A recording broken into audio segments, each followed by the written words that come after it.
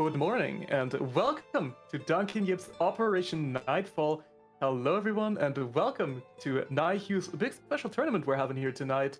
with a massive $300 prize pool. It's your boy Toast on the mic, joined by none other than the happiest man in Lithuania, and #1 Lowain appreciator, Mr. Wright. How you doing tonight? Yes, I am a quite happy person to be here with you, Toast, and it's somewhat a level of happy to do the basketball game as well, as Duncan Yips, organizer Nayu, had a small belated birthday there. Don't forget, do wish him a belated happy birthday, production man. Yeah, you guys better type happy birthday production man in the chat right now, or I will find you and I'm inbound to your location. Yes, like we can already stare you into the soul, but we can also be in your walls like that. But nevertheless, the birthday has come, and with it came the Operation Nightfall. One huge double elimination bracket here. First of 3 games, and we have, as you know, I liked the joke that you've said before. Every poor person in the FGC came over to this bracket. Everybody. We have 70 entrants. Yeah, I mean, I'm telling you, every time there's a big prize bracket, and it just got even bigger thanks to the generous contribution from Ryori that he just made, every single time you'll see people who you haven't seen on online brackets since 2016. They will reappear, suddenly manifest as soon as they see that prize money, and we have quite a lot of those, and it, of course, has attracted a bunch of high-level players this time. This is looking like, I mean, this could be like an EVO Europe type bracket right now. We have all of the big representatives you would be thinking of. We have Skill, Citizen, Saki, Dudikov, all the household names, Space of course as well, and so many more. Well. So I'm really, Miri. So I'm really looking forward to watching this bracket unfold, and of course, gonna be getting started here real soon with our round 1 with a few players that I don't think we've had the pleasure of seeing on a stream like this so far, so it'll be interesting to have a few newcomers as well. And I even heard we have some Chad free edition enjoyers in the bracket currently. If they make it to top 8, it's gonna get real awkward, but I gotta respect the hustle. I mean, that is a true FGC mindset right there. Yes, they did come in with the free edition game here, but at the same time, they are making this whole thing work because they allow to play every character now for a few weeks. So, why not? They can do that. Maybe they will be showing stuff. Oh, I hate this character. I want to play in this tournament. Sure, why not? I'm not against that. But if you're gonna like the game, you want to buy that for the room matches. Definitely. But yeah, it is really cool to see that, of course, this game even has that option of repping the free-to-play possibility at the very least. Even if people regularly get scammed out of playing the DLC characters, like, people will win a tournament with a DLC character, and they're like, nope, you better pay, you better pull up. Which is a hustle I do understand. I also like that our players are firmly sitting on the wrong cabinet. Everyone's spectating on 2, they've just started the match. Fantastic. This is how you know this is a round 1 game, here we baby. go. Here we go. Oh, we're gonna be just doing a small change here for us to get into the game. Good start. Would it be a Duncan Yips production if we didn't need to do this? Absolutely. Average fighting game player reading comprehension coming through once again. But yeah, this is going to be an interesting match at the start. Of course, we have Belial versus Zoe right here. Zoe, a character where I kind of feel like the stonks in EU have been rising a little bit. She's been gaining a bit of a player base between players like Vittori, playing the character Citizen, of course, has always had a bit of a pocket Zoe. It's been interesting to see her kind of grown popularity a little bit to get us started. Definitely, it is a big growth, mostly because of that people have recognized that Zoe's powers after, the Battle Pass costume did come out, everybody's loved it, and they've started trying Zoe, and that's what you said. We have a Zoe, we have Akane on it, Citizen as well, and a lot of players are gaming.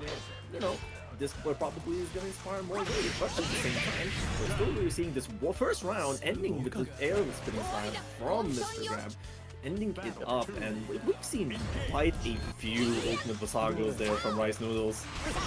Yeah, I mean, definitely Shrimp and our Belial player here. already getting fashion mode just a little bit, of course. Doesn't have the BP costume, doesn't have the summer fit on, just like Mr. Grab over here. So that makes the matchup at least a little bit less favored. We're even at the beach exactly, so the matchup has to be a little less favored here for Brother Belial. But even then, Belial as a character, you know, despite getting a pretty harsh slap on the wrist in the latest balance patch, he's still a very, very solid choice. Still has a very strong general matchup spread, and he's kept my dearest brother to him. So oh yeah, definitely. I think it was an elegant change to he did not kill his whole oppressive Shoto character archetype, but at the same time at least made enough breathing room for everybody to attack. But with that breathing room, we see Mr. Grab grabbing that first match in this first to free. You know, still, it's not first two, it's first three. We got time. Yeah, absolutely. Of course, shout out to Dudukov, the inventor of first three gaming. Once again, getting his balls right here. Also competing in the bracket. There's the Sonic Sound reset coming through as well from Trent Britain. Immediately getting very cheeky with the heavy Lusago right here. It's going to be a nice little combo in the corner.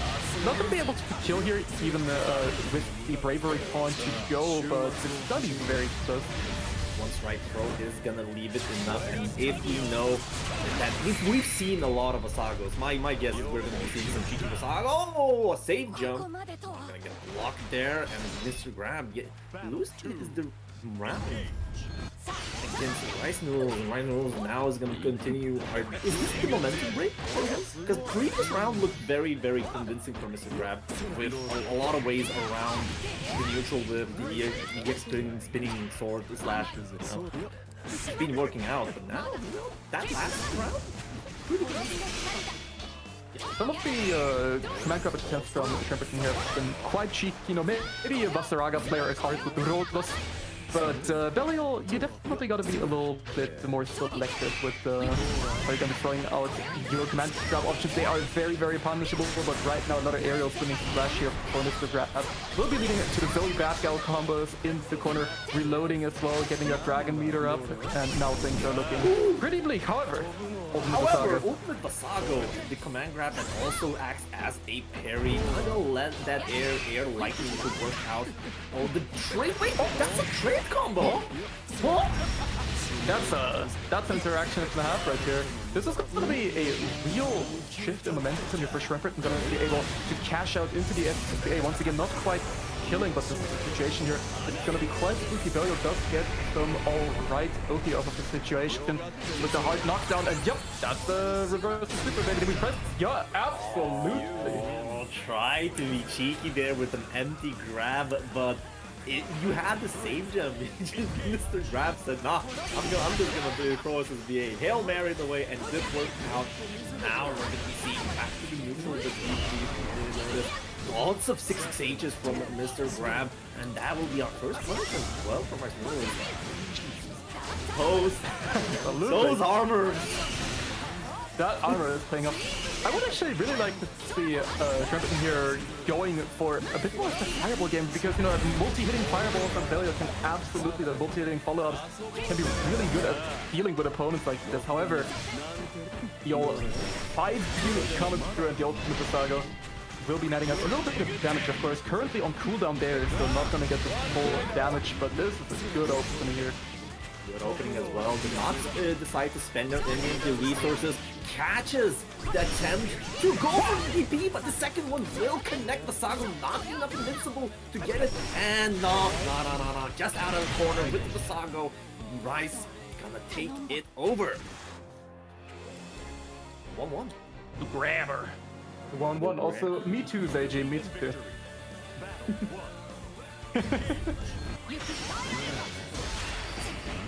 Alright, let's get back to the game here. Now we're seeing a bit more aggression coming from Rice and Noodles as well from Mr. Grab. We've seen a lot of stages, but now they're feeling a lot more comfortable just getting into their spaces, pressing those pros, and, you know, playing that very, very slugfest game. No anti-air on the aerial spinning flash, but that's gonna be fine. Good answer with the DP to the Rekka, and not letting the bisection go through. Now Rice Noodles starting to find those gaps in the pressure. Was about to say I'm still finding gaps into pressure, but I don't think that was the case. Yeah, nice routing here as well. Using this super just to set up a next touch kill situation. Chip is also going to become quite a factor because Zoe can enforce a decent amount of chip damage with both the H and the L Dragon. However, choosing to deplete the Dragon meter here once again, another 5U compliment through. And that's going to be Shriverton down to the last little bit of life. So both those compliment through and the grab will be once again very topically netting the round here from Mr. Grab. It's very reminiscent of Rice Ninja's plays of, you know, the Belial Mario legend that we have around, repressing those 5Us, not letting it go through. And you know, most of them did work, not on that last turn, unfortunately, for him. Now, we're gonna go back to the slugfest as we've seen, because both players just try to overpower each other. And Rice Ninja was feeling so comfortable pressing that in the 5U just to, you know, get back on the groove. To the old classic comes through right there for Shriverton. And another ultimate Masago. I've not seen a Belial this command grab heavy since, you know, the worst days of Sanguine. hey, Toast, take a shot every time you see a Masago. I'm not doing that, I'm going to die. Yeah, same. Alright, the Duncan Gibbs stream does not encourage alcoholism. I mean, maybe no. Nike does, I'm not quite sure, but the stream officially doesn't. What do you mean depends? He's getting back to it. But yeah, Mr. Grab right now on a very decisive sliver here. Oh, drops the conversion. That might be a punish. Nope, not quite quick enough on the Mash Super, but again, no punishes here. Things are going real south. Another 5. Another 5U. Come on. We're definitely Marioing up here. This is some real, like, terrorist Velio gameplay. I love to see it. Yeah, definitely. We're gonna see that 5U doing a lot of work, but at the same time, Mr. Grab using those 666Hs, being pretty darn gnarly with it as well. And now with the patience of the dog, baiting that DP, some damage, not gonna spend any more resources. It's kind of funny. Not spending any resources on the big counter hit right there. Maybe a bit of a questionable decision, however, Mr. Grab still a very commanding position here, still has Shriverton in the corner, far lights are clashing, and right now Mr. Grab is looking for that final little hit, tried to go for it here, but Shriverton finding a reversal super, opting to go for the SBA, for the SBA right here, only gonna be taking one of those bravery points, however. Definitely, but now we've already used super, but another well-put aerial spinning slash is gonna take it over, and 2-1, Mr. Grab taking the lead. Absolutely, yeah. 2-1 now, but there's still time for adaptations, of course. Rice, it's a first to free bracket. We won. We won the war. Come on. We can play the rematch! What can we equip on Toast in the right? I mean, we've seen Nya Riot before. I don't think he has the cat ears, unfortunately, on hand. I don't have any on hand either, so... What? How? Where in the fuck? Do I create cat ears out of nowhere? Like, conjure them or something? Yeah, if you're real, you know, real Nya Riot pros, who will be able to conjure them out of thin air. The best that I can suggest is a Link hat and a... No, I'm not suggesting that other thing. Like that there's a whole Riot list still. Oh, the Riot list is still there, yes. At the time of recording, the Riot is the 5th and the Yakuda's commentator in Grand Blue Fantasy vs. Rising. It is so Mjorn! Because I have never seen a commentator spill so much milk. Jesus Christ, it's me. Why is there an SCP? It's already, things are already going off the deep end here, and we are barely in round 1. Currently, our players are pondering the orb, it seems, and yeah, I don't think they realized that that's first to first 3 right here. It is a first because 3, I mean, my guy. let's be real. Do you think fighting game players are actually gonna read what the challenge is gonna say? Absolutely. No. My dude, they signed up the last minute. Did you see that we went from 32 people to 70 in a span of like half an hour or something? Yeah, every single time. Do you think that they have time to read the rules? Absolutely not. No way.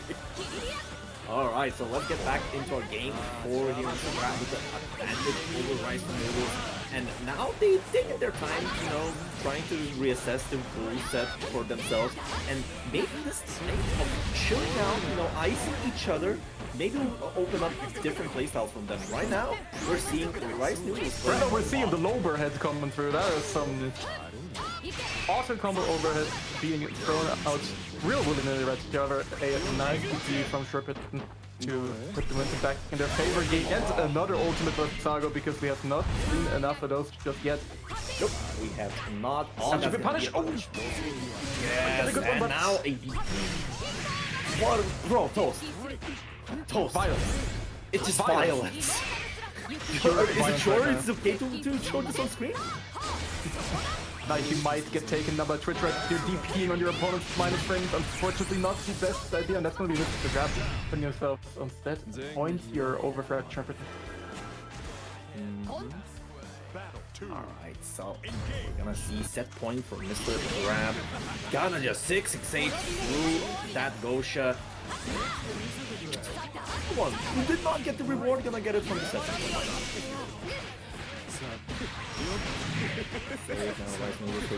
Round going, Basago reset, Sonic San as you said. But Mr. Grab is so much capitalizing those EX aerial spinning slashes just to get in, just to get those combos and go over Rice Noodles effectively neutral. Yeah, absolutely. I mean, those aerial spinning slashes have been kind of the crux of the set here for Mr. Grab. Have been getting, hasn't really been getting anti-air for them whatsoever, so just so much free pressure that you get to have as Zoe. And again, just the meter always being played on his Ultimate Vasaragas. Ultimate Vasaragas. That sounds real scary, but the Ultimate Vasago just not really paying off too much. Beautiful anti here from Mr. Grab, and once again just needs a little bit of a stray hit to finish off the set right here. Getting in the sweep once again, Fireball in front of right now.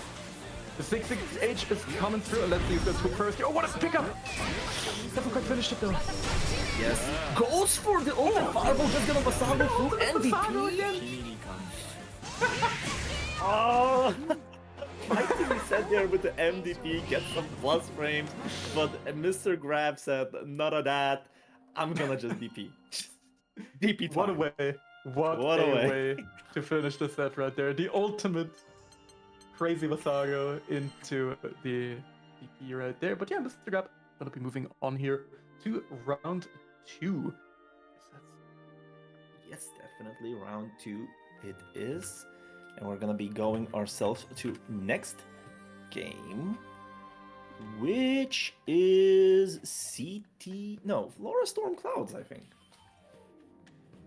And they went on a next station here. Yes, we're correcting it. We're right. Mayu's been trying to tell us it's just to stop spectating all to this stop time. spectating, but we're just enchanted by the beautiful vistas. Black. The spectating. There we go. We're just enchanted by the beautiful vistas of the cab right here. Gonna have to yell at our players again as well, and yeah. Gonna have to get them off the cab real quick. Now you're trying to quickly set up the room so players don't have any more confusion about first to 2 or first to 3, which you definitely shouldn't be having in the first place. Chat, read the rules when you sign up to a bracket, or Nightfall will materialize in your house when you least expect it. But now, Toast, instead of, we're trying to fix these kind of games, I want to talk about this whole bracket. With 70 people on the line, with a lot of big names, I'm seeing some matches that they're gonna be bangers. I would love to see them. Like, for instance, Skill versus Keth is gonna be fighting themselves. Sonic Sam Beyond Toki is gonna be on stream later on. They're already ready to bout about. Dudukov TI as well. There are a lot of good names having their game. Absolutely. I do have to say here as well, just the sheer aura of the avatar Belial player with like the completely default profile card with like nothing on it. That is certainly a scary, intimidating prospect right now. The Vern color is well going to be coming through, so certainly a scary prospect to be facing. It's just written mirror there, bro. That's scary. That's Just like this crouch confirm is going to be extremely scary here for both of our players' life novels because, ladies and gentlemen, I advise you to take a look at Avatar Belial's health pool here. It is going to go down at a reasonable rate as well. Yeah, definitely. And this combo is definitely long enough to always be saying better than Lancelot's 5L. So, you know. Very, very true. Alright, but still, this is Matera versus Abel matchup. I think that this is quite an interesting matchup from the point that both of these characters have ways around their zoning gameplay, so it's mostly about how they play. And yeah, see that 2H just sniping out of the sky, not letting it to go into flight as much, multi-hit fireballs from Matera, but at the same time, you have such aggressive offense as Abel, such oppressive damage output as well. One mistake against Abel, you're dead. We've seen that last combo. Absolutely, but it definitely goes both ways here. Suffice it to say that any matchup is very swingy when you're playing Avatar Belial. However, this is particularly true for this one because you really can't afford to play slow for either of these characters, right? Avatar Belial really does not like taking chips since his health is already quite limited. Matera does not want to be in the up-dose pressure blender from this character, so there are just so many... the pressure in this game and the momentum in this matchup are just so incredibly important. I do like the routing here of Cloud Control, choosing not to spend too many EX moves on most of these conversions, just to keep the health a little bit higher. This should absolutely be enough to kill. That would be definitely enough. It only needs to start from one unfortunate moment to tie against Abel, and then you're in the corner with very unreasonably weaker defensive options, but Matera's defense is not that bad. She gets a lot of good reward and return back to neutral kind of state. And I think that returning neutral like this is way more beneficial for Matera against Avatar Belial. Hence why. And one thing that's really interesting in this matchup is the kind of dichotomy of the fireballs here. Now, with things like the Avatar Belial 5U laser, it tends to release out, as we saw quite a lot, to these multi-hitting fireballs from Matera. However, the M fireball, the kind of black flies looking projectile, depending on when you press it, can actually clash with multiple hits of the fireball and work out in Avatar Belial's favor. So this is quite the interesting matchup when it comes to this kind of mid-range two-zone game. Definitely, and now we're back to the zoning. This is full screen zoning, my guy. Oh, definitely. We are just sending out the lasers right now, and none of this pressure costs Avatar Belial any of his health fires. Can absolutely keep that up.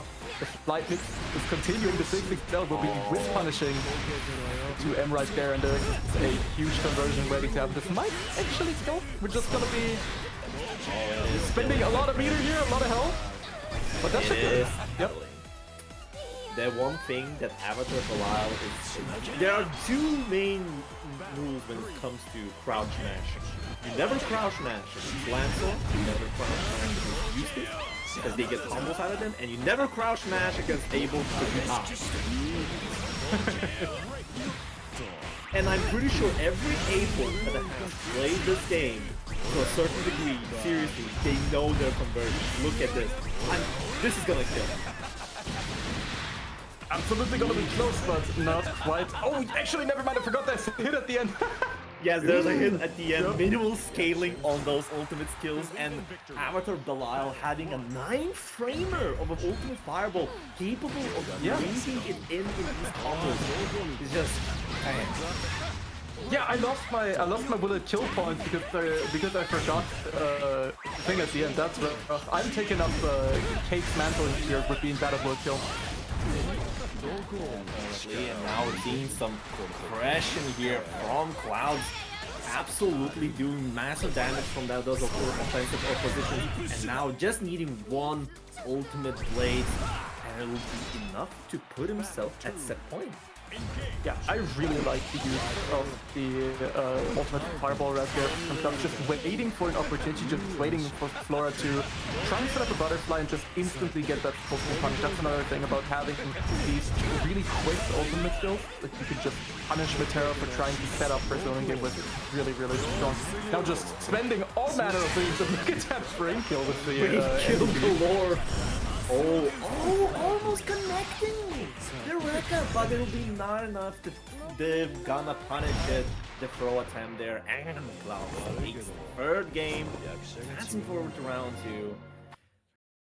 That was a quick game, actually. Holy shit. At the beginning, it kind of looked like it kind of middling. Both of them are zoning, but then Clouds ramped up those RPMs, and that's what she wrote. 100%. Yeah, Clouds with a really impressive performance already there on the Avatar Belial. Definitely someone who I think we're going to be seeing again over the course of this bracket, and I'm very much looking forward to watching again, because Avatar Belial is such a rare trait in Europe, or just in general, not a character you really get to see too much. So every time you get a really good able player, you know you're in for a treat. And it's been very fun to watch already. Not just that very good ables to watch as well. You could always see stories with some of those ables, because we have this very weird oxymoron that is called a patient able, and the meaning of it is they don't kill themselves with the first combo. Yeah, I mean, we actually saw a lot of these really good like health optimizations there from Cloud as well.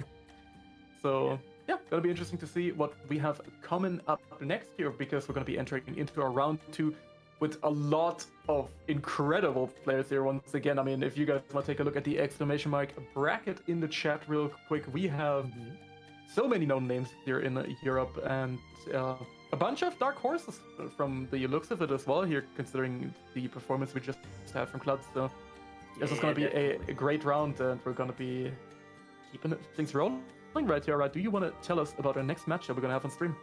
Oh yeah, definitely. We're gonna be having some CT11 versus Dandy AFK. Both names that don't really join up a lot of brackets, but Dandy AFK, known one of the organizers for Outplayed, and CT11, one of the few people that trust in the Grand. You know, the Grand cult is real. We must not lie about it. Come on. They've been playing Grand since the conception of this goddamn game. Shout out to my man Tatsu as well. Yeah, shout out to Tatsu. Real Grand funny. Yes. The chips are down and he's all in. Yes, and they are, as you said, we have a lot of names, good names, and as well long lost names. And these two, as I said, they don't join a lot, but when they do join, they come with a whole wave of results behind their back. They're really, really consistent players with lots of experience, and I'm very excited to see this matchup right now. Definitely. I'm really looking forward to watching Dandy AFK again. I mean, as you mentioned, one of the fantastic organizers over at Virtual Dojo Vienna, who run a bunch of really cool offline events, especially, of course, Outplayed, kind of one of the big Grand Blue community events this year. Once again, a fantastic one to go to. If you guys have never gone to beautiful Vienna to check out Outplayed, you definitely should. The Virtual Dojo Vienna crew does a wonderful job every year, and it was fantastic again this year. You definitely should check it out. When, of course, Outplayed 2026 is going to start rolling around, hopefully. I definitely highly recommend it. One of my favorite offlines that I've attended. Definitely, it's a really great country, really great community, and really great public transport. I'm sorry I had to say that out loud. Oh yeah. It is very important to say that out loud.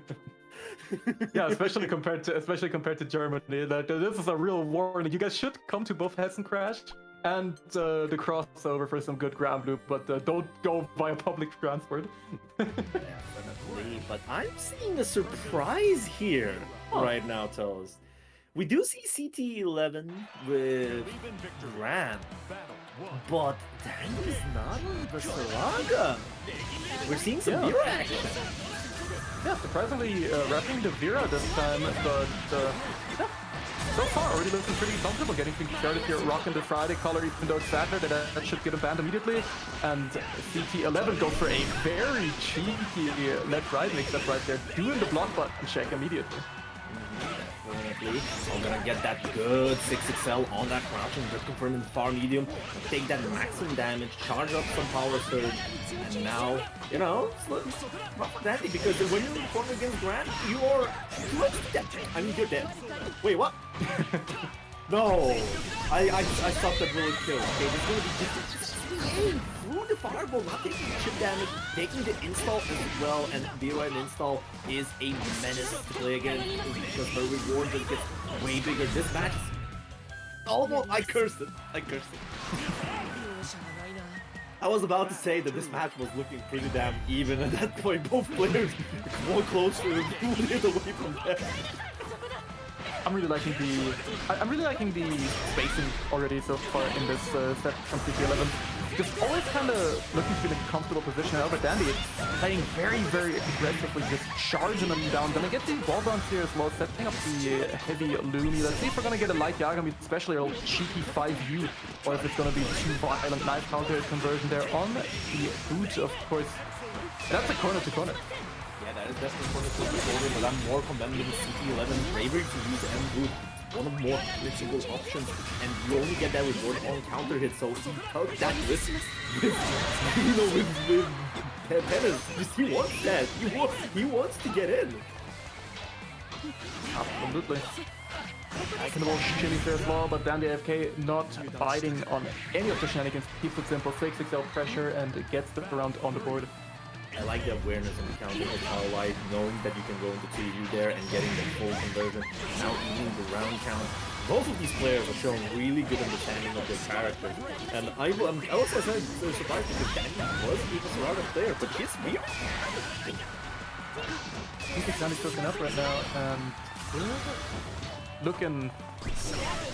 we're looking real even right now, that's for sure. CT11 getting a nice little ultimate fireball there to get things going. And a nice dodge on the raging strike. The young reactions coming through right here. CT11 definitely confirmed under 25 with that one, and that's going to be a kill right there.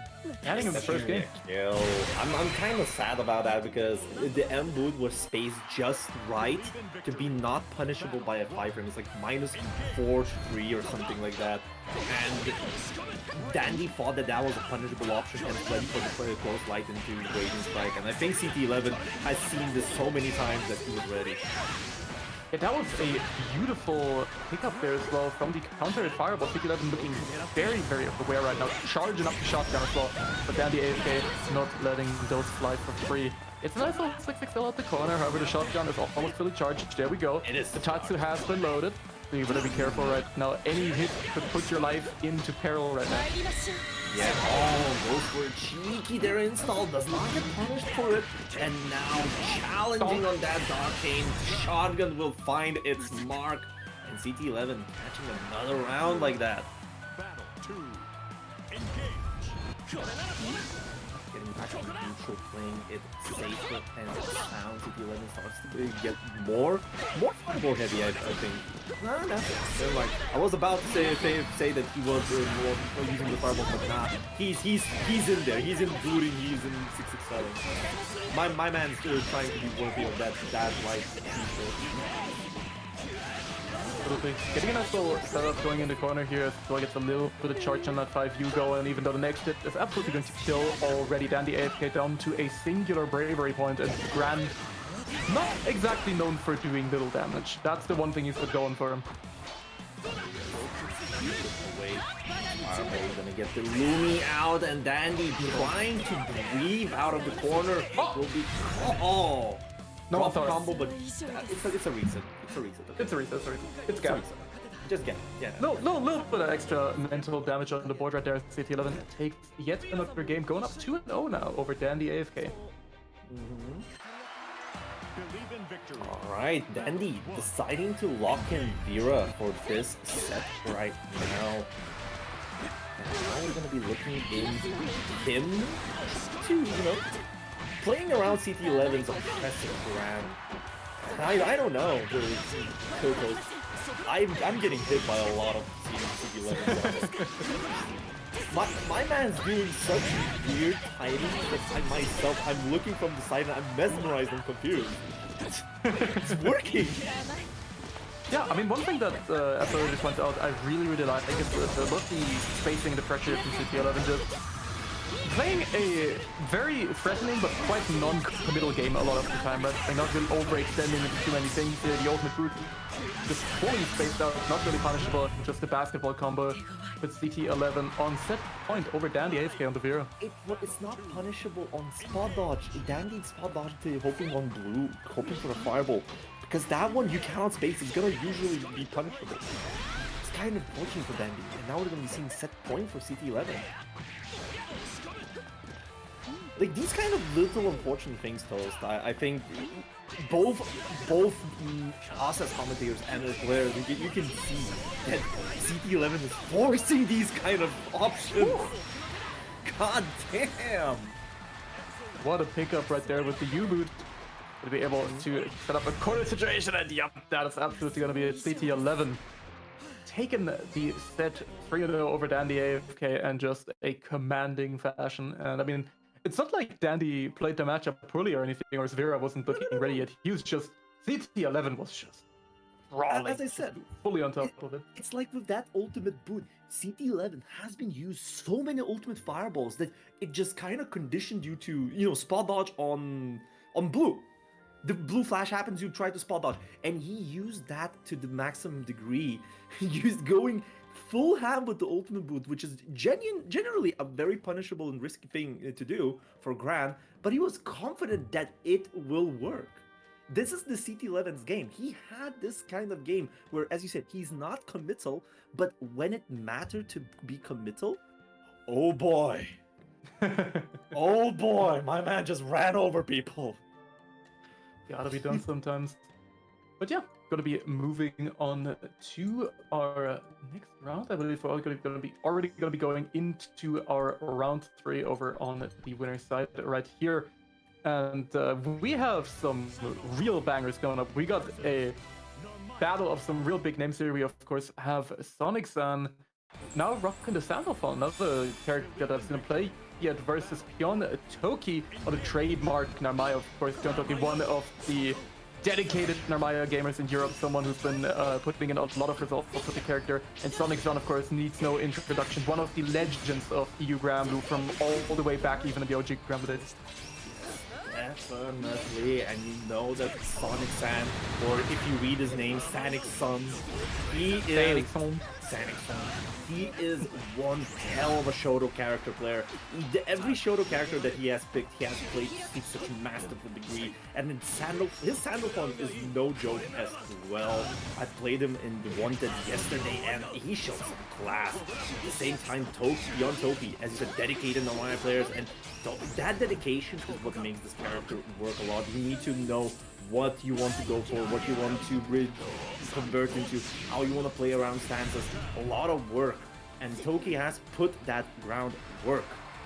So this is like a clash between these two very, very dedicated to their craft players.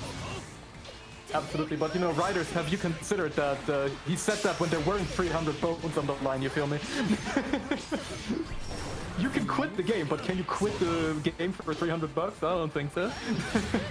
It's the same question. Would you DP for $20? I absolutely would. You absolutely would. Dude, I would do that shit for free. I'm mashing either way. Alright, ooh, gonna go for you, Transient here, just to deal with the Sonic Sands and punish the wing there. And this is gonna look like a really good round for Toki. Getting the side switch with Transient, now it's buffed. Way better tool to react to these kind of situations. And you know, this is looking pretty good now. Absolutely. Sonic-san getting the first little hit right there off the judgment cut.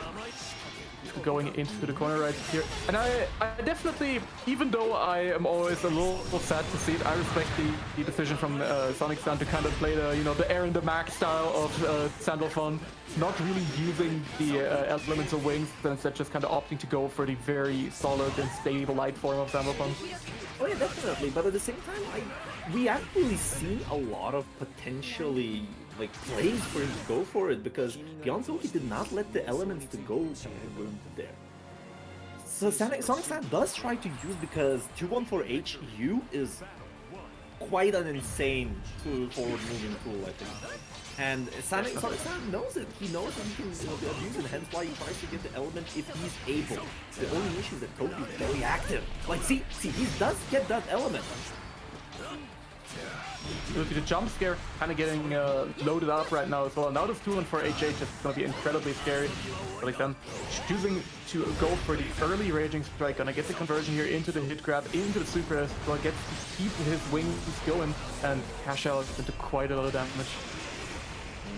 Definitely, and up popular ignoring elements. It's like kind of everyone, right? Like a lot of the strong JP Sandwolf lanes started doing that pretty early. And we saw it from Koji a lot. We saw it from Aaron. Like a bunch of different Sandwolf players. Really. Honestly, it was Jujuna. Let's just say it was Jujuna. There we go. Gonna go for that ultimate moon flip to catch any kind of option from there, but Sonic San, very ready, was actually just going for the Cadillac, like just like that. Wow. You're gonna do it, yeah. If you're playing around, this is gonna be go right into the corner. We're gonna get a undroppable here and going with the M flip as an OP tool as well. Sweet anti-air with the power H, but unfortunately too high for the Slash to convert fully. Going for the move flip just from a defensive position. Toki is really active this round. Absolutely, but Sonic San, once again, I love watching Sonic San because you can always tell that he plays with hatred in his soul, you know? Like, you can always feel that he is just trying to kill you. Oh yeah, definitely. And with that same idea, there's one thing about Sonic San that will always amuse me, like from the base game levels as well. My man knows how to open you up. My man will find them. Even if you're the most fortress type of player, knows every defensive situation, does all the options left, Sonic San will find that thread the needle and will take full advantage. So be going into fire here as well, immediately spending it for those cheeky plus frames, getting the pressure going to Toki, already finding himself in the corner just off of the stagger pressure, and now there's going to be another knife conversion for Sonic San. Doesn't quite have the cooldowns to get something too massive out of it, but still, look at the health bar just being whittled down from Toki. Oh man, I think I know what happened here, Toast. Holy, this is a funny, like, this is one of the reasons why I say it's about Sonic San's way of opening you up. He went 2 times just run up throw, forcing Toki to like work about it, and then he went for the meaty. He just ran up close line. What would you do after getting thrown 2 times? After that, you're gonna tech, and Sonic San says, "Nah, frame trap." Nah, I would have defeated. Here you go. Cover. Would defeat. I got you. Anyway, we're gonna be seeing 2-0 right now for Sonic San. It is looking very, very dire for Toki unless he finds a good opening such as this. Gonna get an undroppable, goes for another one of these cheeky plus frames from Moonflip, but Sonic San ready with the DP, not letting it go. Yeah. Oh! Going around through the sky with Flip. Might get the punish on the Setsu now, but still, Toki now in a really, really good position. Beautiful reaction DP there from Sonic San, not allowing Toki to get too cheeky with the Moonflip. Shout out to Default. Gonna be dodging the Brave Counter attempt there as well. Doesn't quite get the anti-air though, and is going to be losing the round here for it. You saw the wind up for that 2H, but not quite fast enough. Not quite fast enough. That is one of the EX Moonflip's powers. It's very, very hard to deal with, and you have to have answers for all the different spaces it can hit. And Sonic Sanchez said, "I know what you're fucking doing." that was the most preemptive 2H I've seen on He pressed that with his soul, man. So, exactly, you said it. You can feel the hatred. This guy is a good little mid-screen pickup. Into the hit grab, into the wings as well, choosing to go for the Oki over getting the element up. Right now, Sonic San working on a decent bit of pressure here. Toki down to 1 bravery point, which makes it so that the next hit is absolutely going to kill here near the corner. The scam flash actually kind of working out despite the trade. That's it did work out, but I think Sonic San was waiting for the move that he went. Are you kidding me? The default! No! That's looking very dire, and this will kill. Toki gets the match back. Just moon flipping on a defensive opposition just to punish that for... Yeah, it's the default, huh? Anything involving ultimate moonflip is automatically the default, I'm gonna be completely honest with you. That is just a humble moonflip merchant. Beautiful contest right there on the command dash. Sonic San on top of his game so with these reactions, getting really cheeky with the JU right there as well. What a funny jump you, my guy. Yeah, you can do so many like wacky ass conversions with it. I love it. Okay, here we go. Hit grab, gonna get some good damage in the screen. Takes that wing, but now not really getting enough. Oh, whips the EX charge. Not now he has to stay with that fire element just for a bit more. 10% damage increase. And here we go, Cadillac used plus frames attained, chip damage done. Everything is happy, and Sonic San says, "I'm gonna just try to catch more." Setsuna with a jump. Savage actually has been jumping a lot more, hasn't he?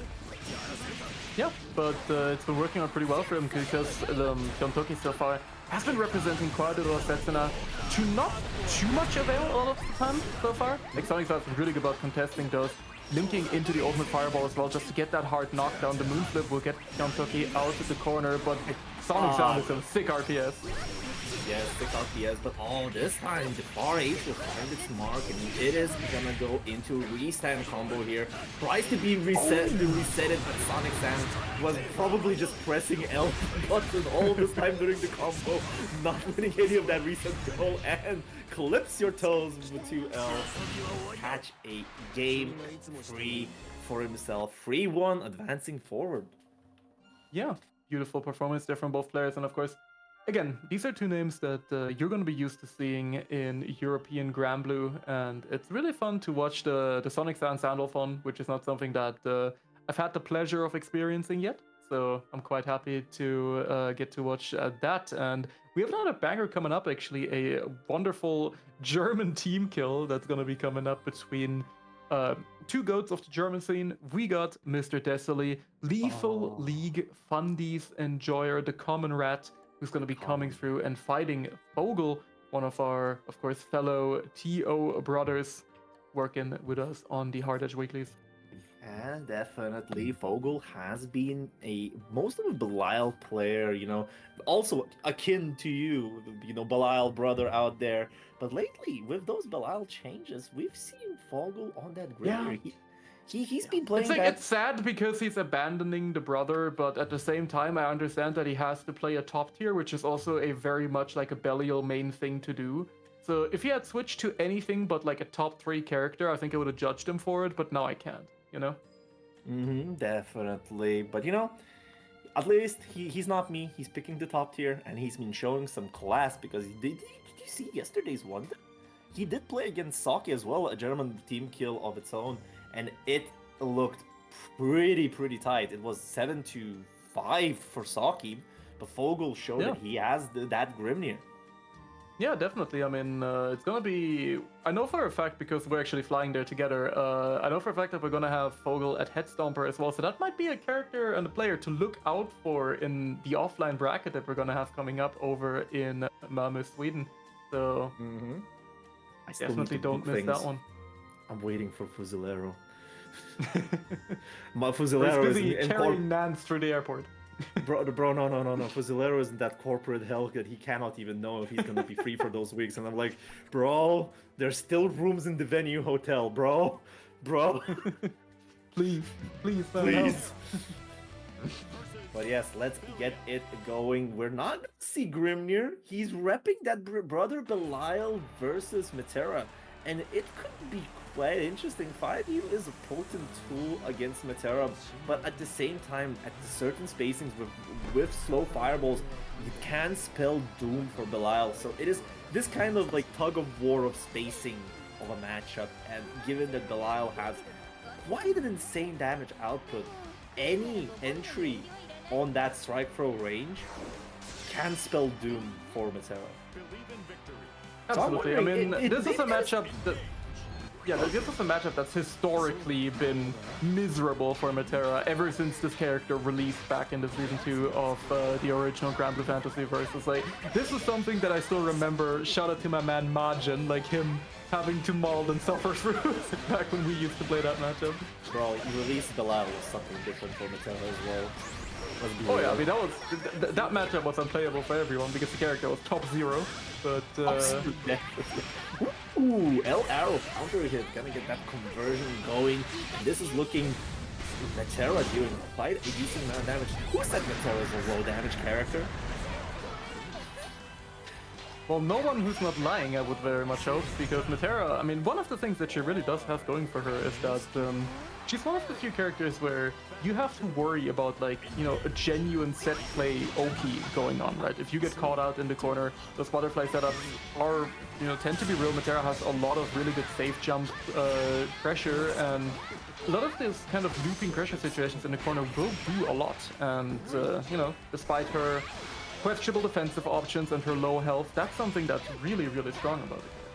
Yeah, definitely, but at the same time, Metera has been going on a resurgence, a lot of good tools, far light chaining, good, gets actually good reward off of the positions, and has probably top one ultimate skill. Metera has become a powerhouse of a character, and is piloted by very, very dedicated group of players, and this is gonna hit you into a hard stop, will confirm it into a game as well. Desolate.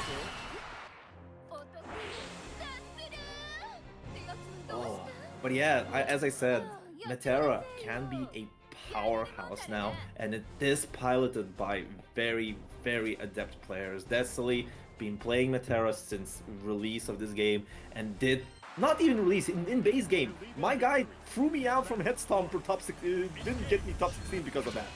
I'm still salty. Yeah, because that's the goat. That was just Mr. Lethal League, man. If you had played Lethal League before, you would have won that one. Like, you know, but well, maybe at least you would have had a chance. But unfortunately, against the Lethal League Fundy's goat, there's nothing to be done. Real, quote-unquote, real fighting game players tremble before the Lethal Chad. Definitely, and now we're gonna be looking at Lethal League Fundy's going real aerial on Fogel. Fogel is currently struggling to get on even on Desolate, and Desolate hasn't decided to play any kind of zoning game. He's just playing such an aggressive game against Fogel. Yeah, and I actually really respect that a lot because of things like this, right? Interactions like these. Belial has good anti-zoning tools. Like, you would think that 5U is like super good in this matchup, but it's actually horrifically risky. But if the Belial player really knows the matchup, there are really good anti-zoning tools, especially now in Rising with the ultimate fireball being a full combo from anywhere, just like that. Thank you for demonstrating, Fogel.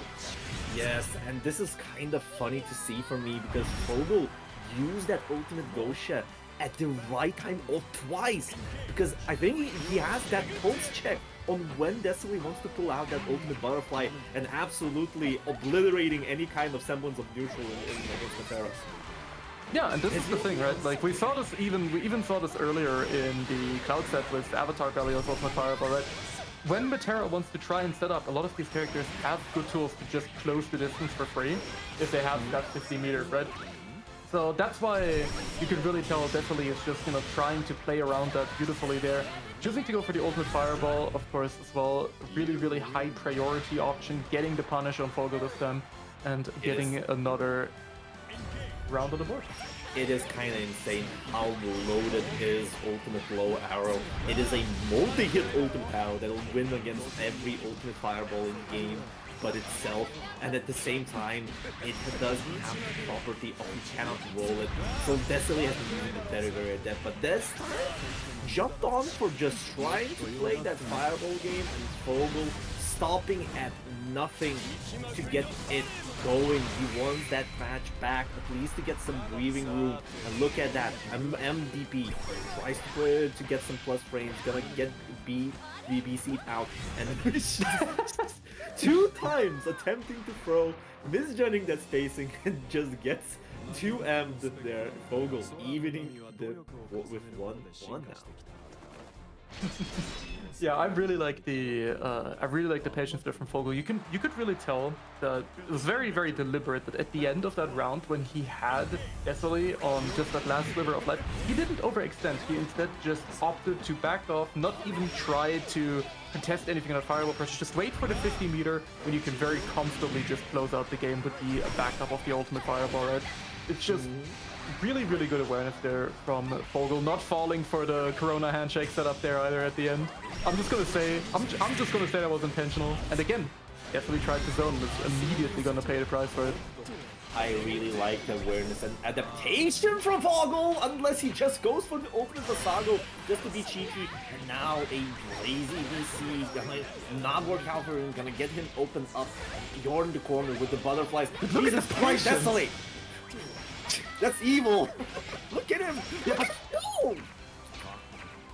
I mean, aside from the chip damage mounting up, this is some incredible patience here from Fogel, not getting opened up there. I would have teched 19 times at this point. Oh, finally fell for it. Okay, I was about to say these are some amazing defensive adaptations from Fogel, because Fogel has been shifting around how he has been playing his fuzzy defense. He's been fuzzy defensing with 2M, he was fuzzy defensing with close medium, and that last close medium did work out splendidly. But Desolate answering it back with higher arrows, just destroying that fuzzy option and getting damage out of it. Definitely. Jump out there as well from Fogel. Going to be going into the fireball setup. Of course, Matera character without a meterless DP option just kind of has to hold that one. Not much you can do about it. Yeah, unless you're trying to gamble on 50 meter with a horrific reward. Yeah, this is still one of those. The golden fireball catches, just launching from the ground.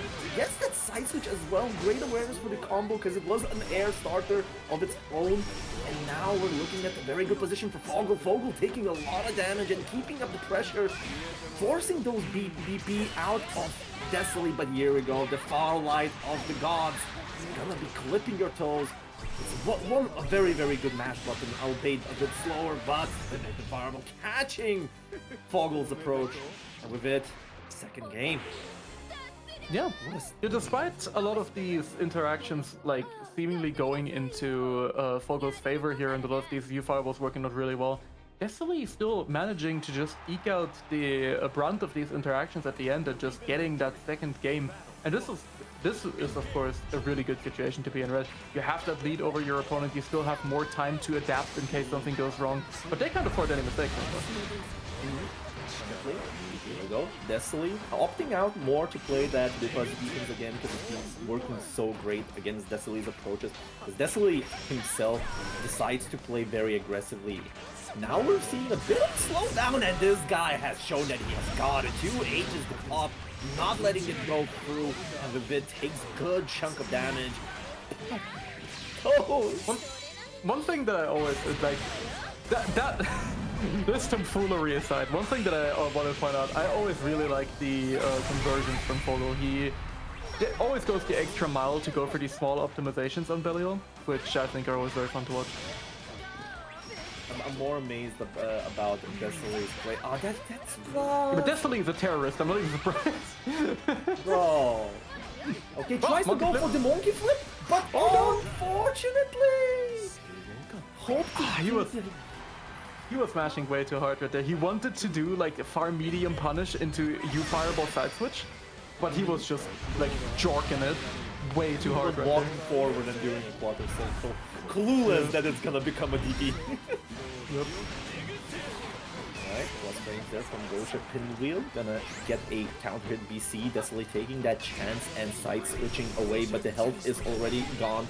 Gonna use the open fireball plus frames, hopping in, and now looking at Desolate, starting to control this match bit by bit, not letting it go. Massive amount of good damage as well. Just convert off of that EX arrow. But Fogel's beginning a little bit now. Those BCs are starting to go wide, and the defense is starting to crumble a little bit right here. As Desolate just keeps up this infinite pressure glitch discovered. Matera top 0, and the common rat will be making all of the rules right now. Fogel is knocked down to losers by Mr. Desolate. Lethal League fundies once again prevail. 3-1 for Desolate, and it was a heartbreaking, to be honest, that last interaction, because you know, every time you get hit by the U butterfly, you just get a heart attack in a sense, and Fogel just attempted to walk forward and did not block that last arrow. Rest in peace, Fogel. Rest in peace, Fogel, indeed. I also like, because I want to turn your attention to the lobby right now, just the Subway Siegfried going absolutely sloppy style on Nike right there. He's definitely showing skill of...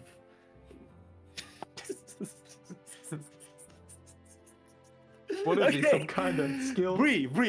Skill individual. Alright, so the tournament has been going quite smoothly. We're slowly entering ourselves the top 16 16 range, but we are still gonna have to figure out who's gonna go to that top 16 with starting with the first game, Skill versus Riders. So Skill, very, very skilled Saurus player, Arc World Tour, one of the contenders as well, being very diligent worker, showing absolute class with Saurus that you rarely see, to be honest, in this region.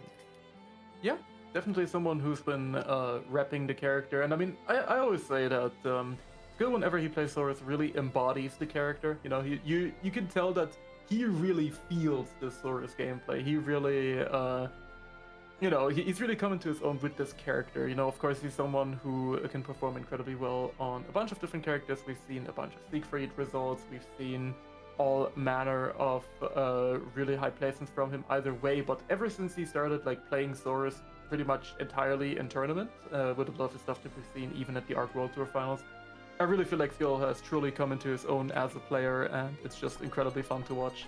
Also, shout out to the full screen Skill player cam that we had. I don't remember where it was. I think it was at UFA, right? Where we just had the live Skill reaction for an entire match. It was great.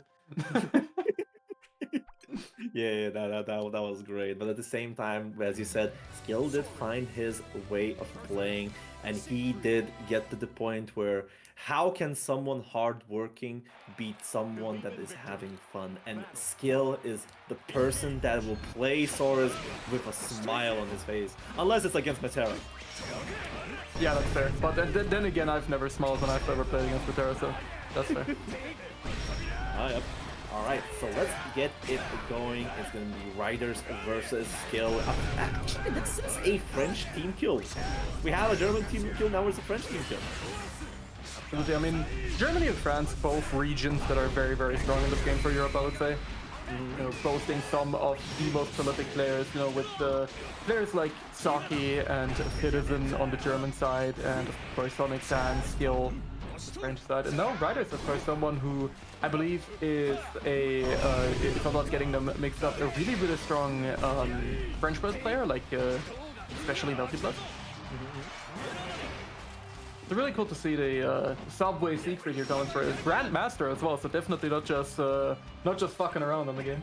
Yeah, they're definitely gaming. By the way, he's on chip point for 20 seconds now. He's still not dead. What the fuck? Here we go. I was about to ask, like, I'm not looking at the game. I was about to say about this matchup kind of not looking great for Siegfried because Saurus kind of naturally beats Siegfried. A lot of Siegfried's tools. He has to play a lot more faster against Saurus to beat him, and at the same time his up kicks, the roundhouse bang, it is very hard to punish it for Siegfried, even more so after the nerfs that he has gotten, not getting to do an arc out of far light. And look at this, but after Riders putting a good offense against the Skills now showing that this character is quite a menace. Absolutely. I am liking the spacing here from Riders, though. Like a lot of really, just really playing around kind of the tip to M range, which is where Siegfried definitely excels. But wow, that was definitely a run-up DP that I felt coming, and still just preemptively putting his own out there. Yep, it was definitely a DP war of all time, and I think with the roll right there was Skill trying to bait ADP off of the Riders, hoping that he still wanted to follow through with the decision. Definitely big counter right here. This is gonna hurt a ton. Despite the nerfs to Siegfried, these conversions are absolutely not nerfed, and this is gonna be a stonk up. Into yet another DP. These two are violent right now. This is just an all hands, no breaks matchup.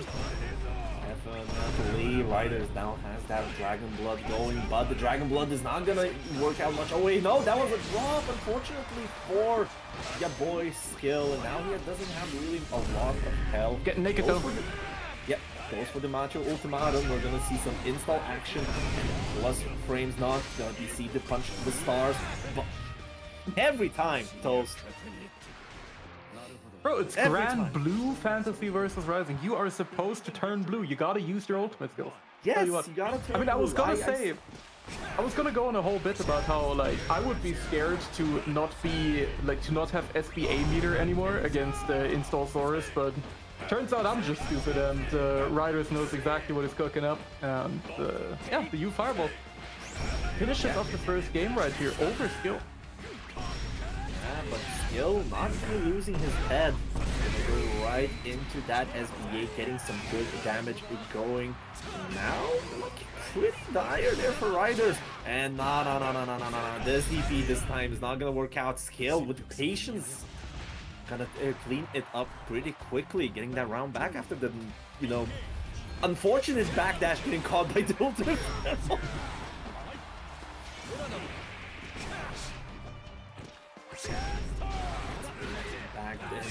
Back Knuckles catching Riders, putting it in the corner. Beyond Caesar's first BC. What potent DP there for Saurus.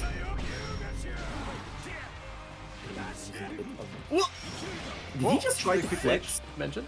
Yep, he absolutely tried to flex on 60cell. There's a coming through right there. And yeah, that should absolutely be death. A Skill just plays this really confidently, even throwing out the 668 just to flex on him and take a game right there, evening us up. Definitely. Have you noticed one thing that we haven't seen Riders to use M Fireball on Siegfried? Not a single time. It is these kind of things that Saurus just absolutely closes off. Because you can only use it on Oki like that. Because if you use it as a reset, you're gonna get U dash punch. Like, and he just sent it right. What? Yeah. What? Oh, Riders really trying to get very cheeky there with the command grab option from Orkan. Gonna pay dearly for it though. The meaty close light is gonna be hitting, and once again, Skill be taking a round right here.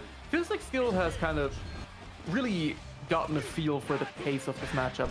He feels very much in control. Oh yeah, definitely. Tries to be a cheeky 2M will catch it tomorrow. Gonna go in that Orkan back throw, and now Skill is gonna be looking in a pretty dire situation. It's gonna be a good Orkan position. Tries to get enough bar for the super, and that will generate enough bar. We're gonna go for that Swanset Fangye.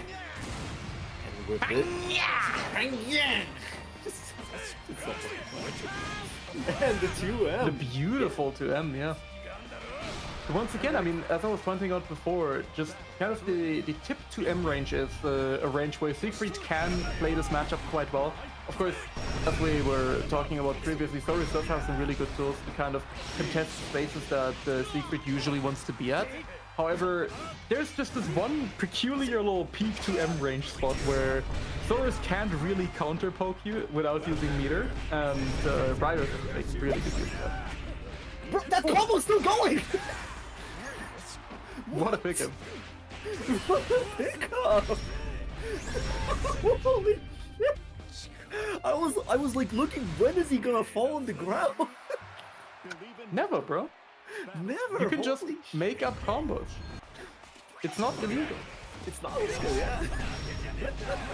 I was from M dash Impact Knuckles as well, so it's been working out. Alright, can really flex on Secret 2 and is still quite a potent button, but I think that your boy Skill is not really slowing down. He's fine with the speed he's been playing this whole time. Absolutely, yeah. And again, really nice turn counter poke right there from Riders.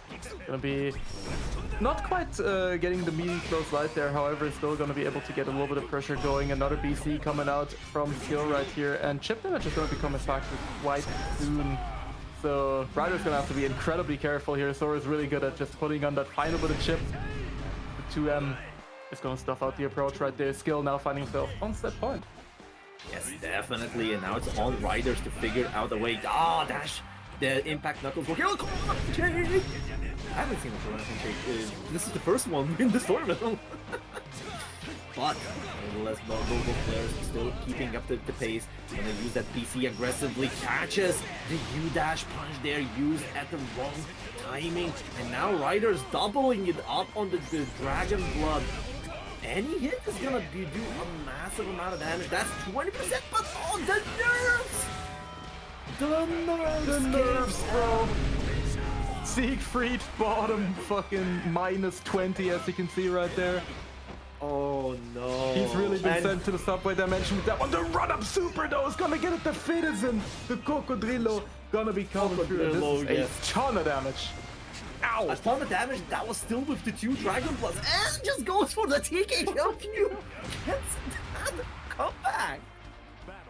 What a comeback right there. Riders just making it all happen. Just the flashbacks of Citizen right now are getting me. Everybody gets hit by the Citizen at least once in their life. Everyone gets domed by the Citizen when they least expect it. Yeah, you need to see the bros at least one time from that kind of position. Yeah. Right, so we're looking at a big base. We're changed for. This is gonna hurt a lot though. Beautiful 2H right there, of course. While the Saurus 2H doesn't cover too much horizontal ground, it is decent at picking up these vertical confirms. And speaking of confirmed skill, gonna be getting the final hit confirmed to get himself to a 3-1 win here over Riders. And I do believe that that's already gonna be a skills ticket to the winner's side of the top 8, right? No, it is top 16. It's where's this game for top we got 16? another 8, right? We got another. Yes, he's gonna There's be another round. he's gonna fight against Night Akame for top 8. We have only bangers here, my dude. God damn.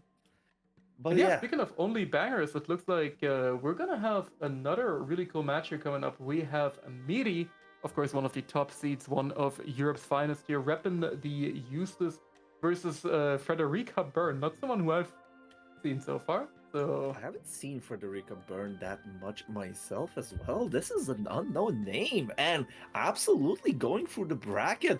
3-1ing Vinci as well and playing against... He's just coming in and I'm wondering, Miri is going to have to play Eustace into Belial. Oh, it's Roberto. Oh, it's Roberto? I see. All right. Yeah, that makes sense. Especially considering the Belial, that definitely makes sense as well. Roberto, that'll be coming through here, of course. Reppin' the brother, let's see. Miri, I can see launching the game now. Yeah, I see him launching as well. Yeah. But yeah, chat, I hope you guys have been enjoying the stream so far. Of course, if you are so inclined, there's always the exclamation mark Matcherino in the chat that you can hit and contribute to this already massive $300 prize pool that, of course, has been graciously provided by both Scoop and Riori, who came through last minute to add another 100 big ones to the prize pool. So if you guys want to support that, you want to throw in a couple bucks yourself to hit some manner of arbitrary funny number, you guys better come through. Why I would be inclined to add some money there, just to make Nayu to change the title screen from crossed out 200 to 300 and just cross out 300 to 300. Yeah, you just have to keep crossing things out. Yeah, he has to keep crossing out the number. I just want to do that out of funny sakes. Absolutely. But yeah, you guys definitely, if you want, come through and donate to that Matcherino as we are waiting on Mr. Mirek to get ready, and there he is. Looks like this is gonna be a good one. Of course, Miri gonna be repping the Eustace here, the #1 Eustace pretty much in Europe and maybe even in the world, honestly. One of our strongest players, 3rd seed in the bracket as well. Roberto gonna be repping that brother belly. Yes. It is going to be a Eustace Belial match here, and what a doozy. I love watching Miri's games, and at the same time, I love how he navigates a lot of difficult matchups. Belial is also one of these kind of cheeky matchups that can create very, very interesting interactions, and you have to be careful with the zoning as well as 5U exists. But remember, if you do it from too far away, you are definitely gonna regret it. And look at this, he's just using that defense, and that's the punish now. Coming in. Yeah, plus frames as a million.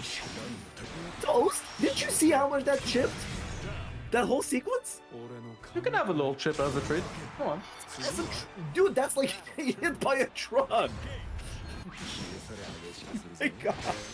And that's this as well. Like, I know that this is my favorite part about Miri, is that he's super good at playing all of these matchups that are on paper not great for uses, which he does have quite a few of, but like he's super good at them, but then he also still hates playing them. Like, even though he's winning right now, like, you know this man is sitting there, like, with seething hatred in his heart, and that's why he plays so well. Like, he keeps that hatred going in his heart, and that's fueling him every single time.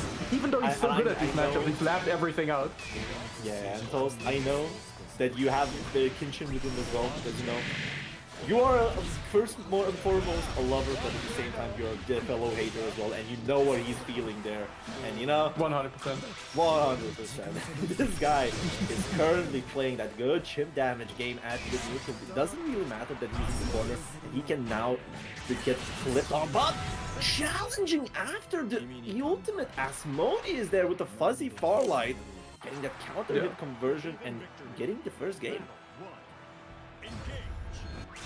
Absolutely. Miri will forever be my GOAT anyway, because he saved my old stick at Head Stomper by having a spare PCB in his pocket. Yeah, and I was there changing it for you. Yep. we were scouring for a screwdriver for your stick, and then we said, okay, your PCB's fucked, and then Miri comes in, pulls out the backpack, throws it in, and just walks away. That's my good. I love it. Anyways, let's get it back to the match right now, because Roberto is definitely not having a good enough time here against Miri.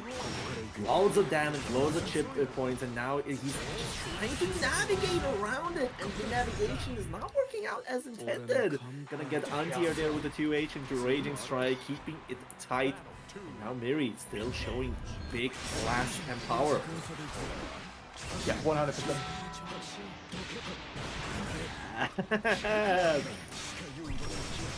Combos, the bombos, the sauce, this man has it all! Don't pick up here once again in the corner, getting real cheeky with the grenade setup as well, and yeah, this is just looking really doomed for Roberto. This is the thing, like, on paper, this is a good matchup for Belial. He has a lot of strong tools to try to get in on uses. However, if you don't know the matchup, like, in the way that how you're supposed to play it against Miri, of all people, who just has this thing figured out, it's so rough, and you can just see it right now. Miri is making this look like incredibly used favorite, even though it's not. Yeah, definitely. Oh, here we go, the best 2H in the game, with the follow-up to deal with those cheeky air stalls as well. It is insane what Eustace has, and to use again another anti-air. Roberto is crucially just trying to find ways through all of this, but he's not finding a good position. It is just so rough right now for Roberto. And again, you can't really throw out fireballs willy-nilly in this matchup either, even as Belial, just because Eustace doesn't really take as much time to recover after a lot of the things, you know, like a Metera butterfly setup, for example. So it's hard to randomly snipe him out if the Eustace knows what they're doing, and Miri certainly does.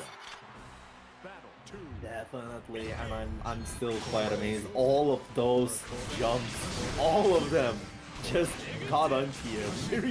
Miri plays such a zoning game, because I think he's already inside Roberto's head. Now he's been zoning. Yeah. It's also because he's been playing a bunch of City of the Wolves, and it's much harder to anti-air in that game compared to this game, so he's locked in. He's looking for this. Really? Alright, so get that. If you guys have ever tried to anti-air people in like any SNK game, it's a struggle. Oh, grenade coming through. Yeah, the SBAs you can't really spot dodge that super effectively. Requires a very precise spot dodges to deal with it, but at the same time, at that range, I don't think that's gonna be happening.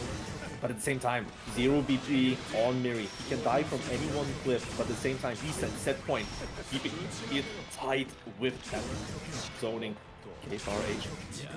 That was a scary Sonic Thunder right there. Ooh. Strike going wide once again, and the RPSDP is just a little bit too thick, a little bit too diseased, as Miri is going to be taking a 3-0 here over Roberto. Did he just win quit? Hold up. He probably, yep. Wait, is it... He emotes with the Vern jump scare. That's the goat. That's the goat indeed. And now Miri. That is the Dong goat. If you guys ever want to see some prime Dong, you gotta check out the Miri stream. Tell you what. Oh yeah, definitely. But Real Dongers in the chat. Real Donners indeed. And now we're gonna go into our round 5, which is the top 16 matches. And I'm looking at all of these top 16 matches. All of them are grand finals potential, Toast. 100%, all of them. yeah. Skill Akame, Visual Space, Saki Dudukov, and it's gonna be Miri versus Light as well. What? Light Yagami, ... We're not even in top 8 yet! God damn it! But nevertheless, we still have to go through it, and we're gonna have to find out who is our first top 8er. And well, we actually know Skill got that first top 8 position on the winner side, taking 3-0 over Akame. And now we're gonna see who is he gonna be fighting next. Looking at that Visuals versus Space game, we already have Space sitting there, repping that Beatrix, absolutely on a ranked grind, trying to be #1 Beatrix, Grandmaster Beatrix, not letting Gamera to get those crystals. You know, my man's on the grind. Absolutely, yeah. I mean, I respect anyone, you know, who is like actively competing in a game and still has the nerves left to just grind out ranked and actually try to aim for those kind of #1 spots for the character. I don't know if I would be cut out for a life like that and ranked especially. So shout out to Skill, shout out to Space, as well, of course, you know, Space. Absolutely on the grind, Skill absolutely on the grind, and these two are probably going to be facing off against each other unless Visuals really pulls up here, and he's not even pulled up to the room yet, so I don't know if he's going to be able to do that, because yeah, this is not an easy matchup coming up for him. Definitely. But still, I gotta give it a bit to Uno, because I'm not giving jack shit to Uno, man. I'm still mad about Seattle not being in the game because of him. I will never let go of that grudge. All my homies hate Uno. You just won that smug man in your life, huh? Of course. Like, now we have this goddamn Pringles can pulling up. And we're gonna be getting right into things with, of course, Space versus Visuals. Visuals, of course, you know, all jokes aside, arguably the strongest Uno player in Europe. Someone who's been repping the character for a very long time. Pretty much one of the few, like, kind of Uno-only players that we have. Yeah. Look, Visuals has been playing a bit more on other characters such as Lancelot, Seox.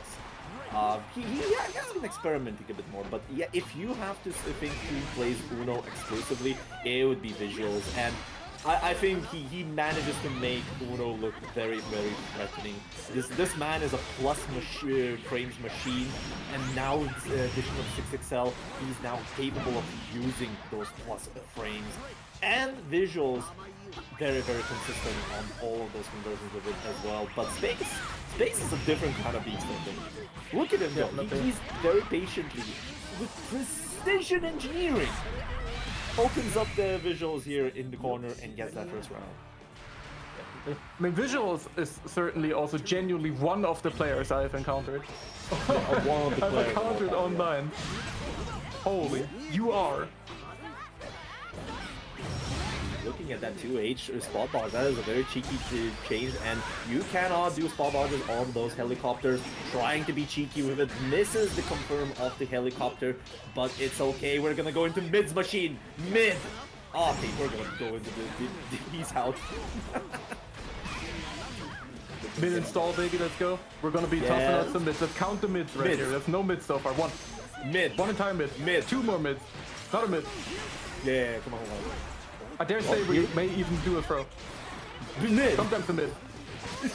It's definitely mid. He still has 2 mids in his pocket. He has 2 mids stocked up, bros. Count your fucking days, the mid is coming. Mid! Oh my god, miss! The mid shot him. Yeah. It's kind of insane that they've added the mid launcher on the U buttons themselves. Ooh. What a good awareness to throw that lighting free there, and Space ring around the rose. He's trying to catch the boy here.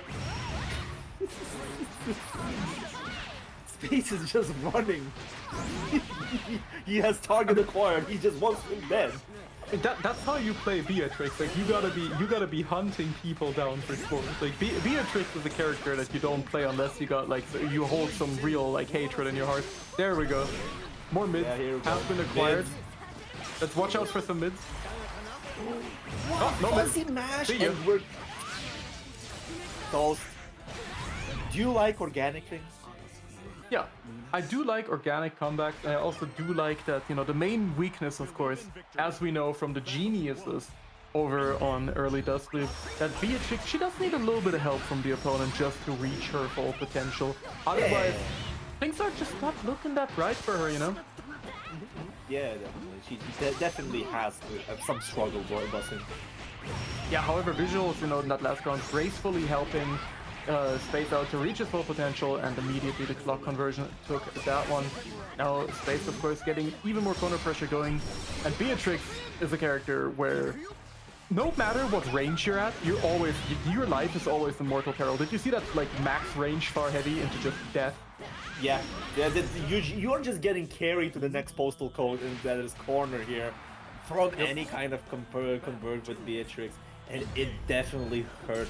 Her damage potential is insane from anything, and given that she not only has one of the best 6XL games in here, her far heavy is a monster of a button. It's just so monstrous. I'm gonna get that for the throw and playing it very tight with the pressure, gonna force that BC out of Visual. Visual's playing the game, trying to use his plus frames to maximum degree of efficiency. Now the mids launchers are coming out. Mids! Mids. Okay, no more mids. We've run out of mids. Okay, never mind. The mids are back. The mids are back. Yeah. Here we go. The mids have returned. Mids. That's not a throw. That's not a mid. Unblockable even. Oh, never mind. Unfortunately, he has helped Space once again also graciously to reach his full potential. Wait, and hold on. at that point, Space literally took the throw before doing any defensive action because he just wanted to go into the clock. maybe. But right now, he's going to be going into a 2-0 situation here over Visuals, trying to put himself in the winner's side of our top 8. And Visuals, he's out of here. Oh, He's just pondering his options. I love how the Uno avatar is so small that like his little stupid head is just like knocking into the cab. Definitely, but now we're gonna be seeing that Lancelot rep, and There's take a wild guess what that says. Look, What I have to 30% talk about thing might we be reposting? Toast, I have to talk about Lancelot. Did you know that Europe is free to Lancelot? Yes, I did know that. So the thing is that Miri... I talk to Ash regularly, so I do know that. Yes, the Lancelot check is getting enacted here. Visuals, one of the Lancelot enjoyers recently has been doing a good work here and hoping that the Lancelot check is going to be working in Space, but so far, Space, not phased, playing the game just as intended. I'm gonna be real though, like Visuals is the Uno man. Like even if he were to full-time switch to Lancelot, never play anything ever again, he'd still be the Uno man. I'll be completely honest with you. Yes, it's just one of those characters you don't wash that stain off of him by just playing Lancelot all of a sudden. The only Lancelot players that exist ever are Jessica, Miko, Peeta, and Ash, and that's it. Ooh, gonna be and score. That match. The big counter hit there from Visuals. Gonna get a good corner carry, putting their Space in the corner, and now it's gonna be his kingdom to rule here. Playing it tight. Now we're looking to the clock. Yeah. The help has been acquired. We're clocked in. We're locked in, and that's going to be Space looking for one more big hit. Absolutely a good way to get things started. We're going all the way into the corner. Choosing to save the super here as well, just to guarantee the kill on the next hit. I think that it was not a save. They didn't really have the beater on that last hit. All the whiffed LDP was what generated enough for the bar. Oh, this is so scary. Sam shot. Help! Classic, but no.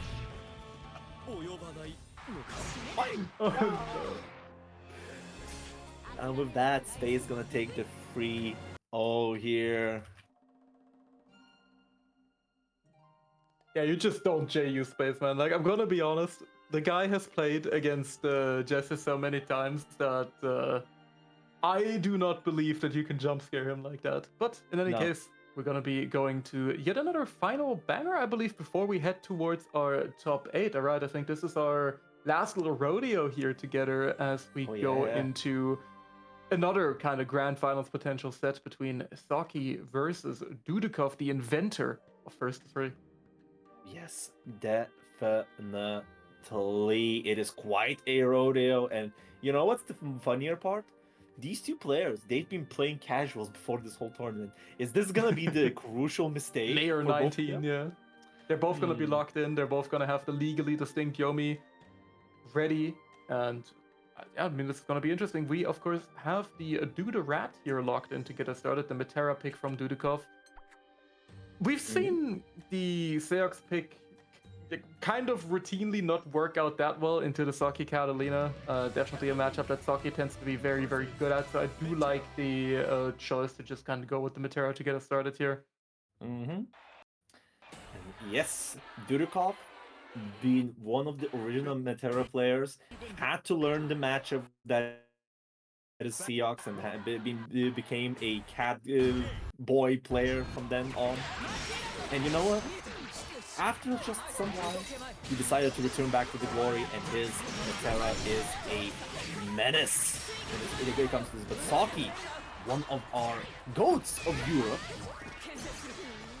my God, this guy has shown class with any character that he has picked. He can play Catalina extremely well. He has Shawara, he has Cagliostro, he has Ringo. But this time, decides to use Catalina against Metera to, you know, probably control the neutral, get those very good corner carry combos that Catalina is known for. And also, basically, almost of a laser ultimate fireball. Like that. Yeah, definitely. Just like that. Saki immediately proving your point right here. And that's another, this is just another one of these matchups, and we've had quite a few of these on stream thus far, where Metera really is not allowed to freely zone. A lot of these ultimate fireball options are incredibly good, of course. With Catalina's U fireball, not only is it very fast, you can also, not unlike Belial in certain spacings, get a full confirm off of it, and you do not want to get hit by that. Catalina damage is pretty monstrous still, even after some adjustments. Yep. Wow. Just goes ham there, BCs the ultimate butterfly, and Dudikov just using the massive amount of hit stop that U butterfly does just to escape the corner, because he likes to play that neutral so much. And we've been seeing this very, very slowly in the entry from Saki, but unfortunately, ultimate attack, the ultimate butterfly is not going to be used here, because Saki took a risk of his lifetime, I think. Yeah, little trade right there at the end. But yeah, Saki just looking to make this comeback. It's a bit difficult, of course. The chip damage is going to be mounting up very, very quickly here. But look at this Ice Wall interaction, going to be giving Saki a throw. And Dudikov, unfortunately, is going to be paying very dearly for biting on the throw tech. With it, it's going to be 1-0 right now for Saki, showing that he has control over Dudikov in the matchup. But at the same time, Dudikov, the U Butterfly Merchant, the first to free inventor, I think he's going to be using that first to free value. So I can't really write him off just yet. Yeah, for sure. I mean, we might even see, if he loses this game as well, we might even see the advent of the Duda swap once again. We might see the sales pick coming out, but I think he should certainly believe in the Metera here. Those, especially the last round, was not looking bad for him, and Dudikov currently just very patient, just trying to fight his way out of the corner slowly but surely in the face of his Catalina pressure. Oh, what a oppressive play here from Saki. Not fearing the U butterfly whatsoever. Aggressively using that BC just to not even give a chance for Dudikov to pop that ultimate butterfly, and with such control gets the round back.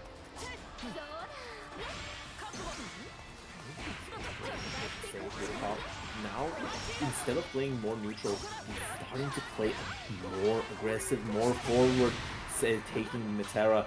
But Saki not losing his head and knowing that this kind of aggressive play is beneficial for him in the longer term. Okay, open butterfly. Good chip damage. And you know, with that chip damage, it is gonna be quite a doozy for Saki to get it back. But yeah, Saki getting a nice little throw going right here. Once again, trying to bait out throw tech from Dudikov.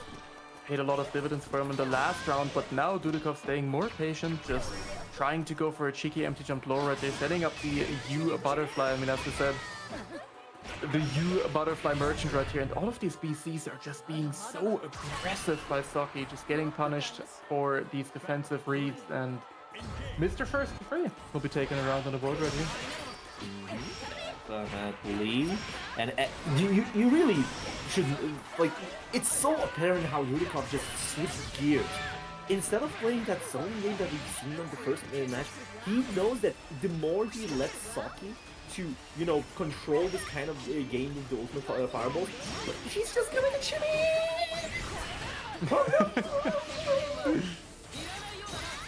This is how you die. And look at the damage mounting up right here already, a riot. The Snyder Cut's gonna be coming through, and Dudikov will be losing a crispy 60% of his HP, trying to go for an anti-air there, but just getting thrown out. Saki now in full control of the match once again. Chip damage will become a factor here very, very soon, which is why we're seeing these 2 and 4 ults from Saki, just spacing him to be safe, get a little bit of extra chip, but this one, not spaced enough. Spaced enough, but at the same time putting Dudikov at the chip point here, Toast. This is looking very rough for Dudikov, and the Frost will catch it. No tools that Dudikov could have done but playing preemptive fireballs, which would have put him in very rough positions. 2-0 Saki with a dominant way. Like, Toast, one shimmy. Every round had that one shimmy that absolutely murdered Dudikov. Yeah, absolutely. I mean, that's the thing, right? If Saki notices that you tend to crumble in kind of that defensive position, especially as a character like Metera who has low health, can't really afford to take too many throws, doesn't really have a good reversal, you can just very easily force your opponent into a mental position where they're more susceptible to falling for a lot of these shimmy setups, and Saki just has been incredible at that. Taxi combo there as well, of course, from Dudikov, looking real cheeky. Doesn't quite get the ultimate fireball at the end to Link, but nice conversion here. Saki this time will be carrying us all the way into the corner. U Butterfly still hunting him down, but to no avail. Yeah. You know, the wrong way to escape U Butterfly, just combo longer though than U Butterfly. Disappear. That is the Saki plan. Toasty gotta pop off. No, Midi is gonna kill me if I pop off at any sort of conversions here. At any BNB, bro. At any BNB. Alright. Gets fireballs. Gonna be flying left and right. 20 seconds on the clock. And we are still looking at the hell of advantage for Saki. 17 seconds on the clock. And Dudikov risks it all on that cheeky fireball. Gets the round back. And he's still on that plan. He still has that heartbeat. Absolutely, he's not Duda out of it right now. He's got the first to free value still working for him. There we go. Gonna be getting themselves good combos, and Dudikov now reaping the rewards of those conversions. The butterfly on the screen tries to go for the throw game, and dude, Saki not yielding away. BC's the butterfly just to not take chip damage as much. And this is a very good... Oh, hey! Do you have popcorn, Toast? Absolutely, I'm locked in. I got a little drink right here. Chat, I will meet you guys tomorrow when this super is over. At the Snyder Cut. Putting in the work. putting in the work, putting Dudikoff in such a peculiar position now. 0 BP, everything is gonna curve like crazy.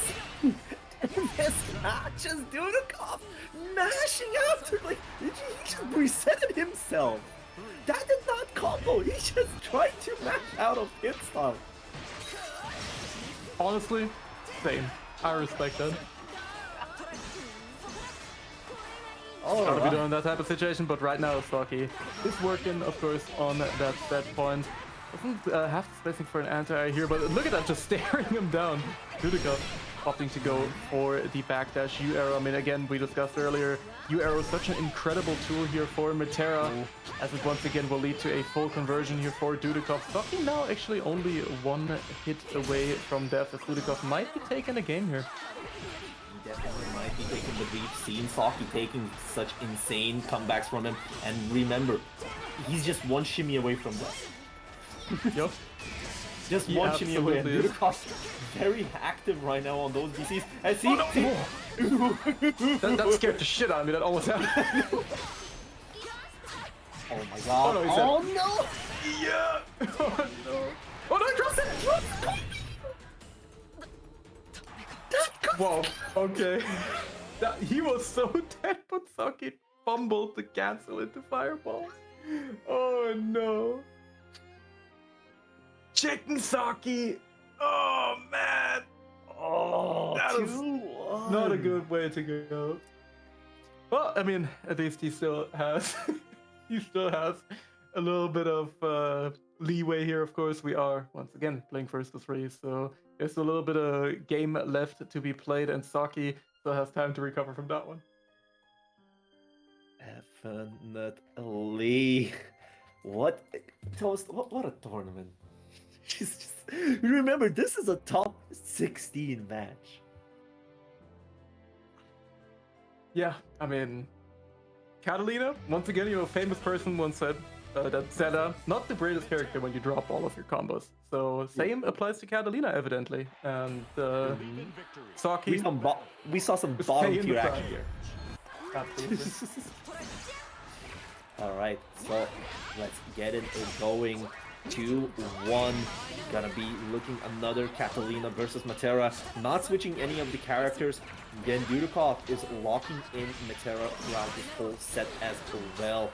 Gonna get to see some Saki action, keeping up tight pressure, staggers going in, trying to bait those DCs from Dudikoff. Dudikoff wants to get out, and that will be working out for him with the Fireball. Oh, what? Well, You just did it. Dude, Saki is definitely like something broke in his soul after that drop. Ah, yes, the ultimate butterfly up. He's gonna Actually tossing it for content, man. He's trying to donate to Dudikoff. He's trying to. Yeah. And the counter hit, the trade with the fireball. Dudikoff getting that one more round back. I would not be surprised if the set is over. Like, genuinely. I would not be surprised if Dudikoff just has it now, because the mental damage from, like, dropping your B&B at the end of the set is pretty horrible.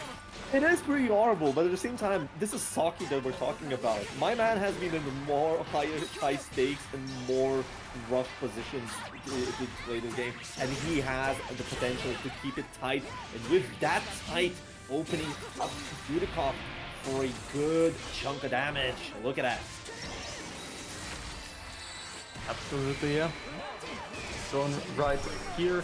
Pretty much only needs another throw to finish off this round and put himself back on set point. However, trying to get way too cheeky with these DC attempts. 2 in a row, just not really working out. I love that DC timing! It was so delayed off of Saki, not letting those butterflies to work out, but couldn't really secure it up. Dudikoff trying now, uses the last one. Oh! And again, just the ultimate fireball doing so much work. This has just been a battle of the ultimate skills so far, and I mean, we saw U Butterfly holding down the nooch, but U Fireball just way too good from Catalina. Such an incredibly fast option. Again, just interrupting Metera trying to get anything started. Good opening there for Saki, getting that EX Fireball hit in, splitting Dudikoff in the position where he doesn't want to be, but Ultimate Butterfly just keeping the insurance going. Plus frames gonna be used accordingly. Saki really been challenging those pluses as much. And now we're going into ourselves a next Postal Code combo here with the Ultimate Fireball. That Butterfly is not gonna work for him. 1 DP away. Dudikoff put in very bad position here. Absolutely, and that throw is gonna do it. You know, can't drop the combo on those. Wise choice from Saki gonna be taking it 3-1 Yes. over Mr. First to 3. First to 3 is now unfortunately been defeated. Guys, I'm sorry to tell you, the rest of the bracket will be played first to 2. Oh man, bro, well, bro, that's evil. Oh shit. Oh my god. Well, unfortunately, we're still gonna have those first to freeze because I wanted. Imagine that kind of reverse tournament from beginning you play first to 7s and then grand finals first to 1. That would be like a lesson type bracket, you know, where like you start out, you're doing like first to 7 and pools, so he doesn't get randomed out, and then at the end, just like, yep. Yeah. First to 1, baby. First to 1. But with it, yes, we're gonna be seeing our last contender for the top 8 winner side. It is gonna be Saki. He's gonna be fighting Miri as well. On the other side, we have Skill and Space, our losers bracket. Bro, you know what's amazing? When you scroll down to the loser side of the bracket, that looks like a battlefield of games. It's just, it's so amazing. We got 70 contestants of everybody just coming in here for Nayu's birthday tournament here. Operation Nightfall. We're gonna be seeing those last matches in the losers to finish up to get our top 8. But unfortunately, you're not gonna be hearing us on that top 8. However, you are going to get both Just Dave and Gekiko. So the classic duo, the two scoundrels, are going to be holding it down for you on the mic for all of top 8, which is going to be streamed in its entirety. So you guys have way more wonderful Grand Blue left to go. I hope you've been enjoying the stream so far. Once again, if you feel so inclined, make sure to check out the match Reno. And with that, Riot, it's been a pleasure commentating with you again, buddy. That was so nice to commentate with you, Toast. And thank you to Nayu for inviting us both to see some good-ass Grand Blue. But let's leave the fortune of hearing the good old Dave Gekiko commentary. It was me here at Riot, joined by Toast, and we'll see you next time. Well, next time, probably soon. The tournament's not over yet.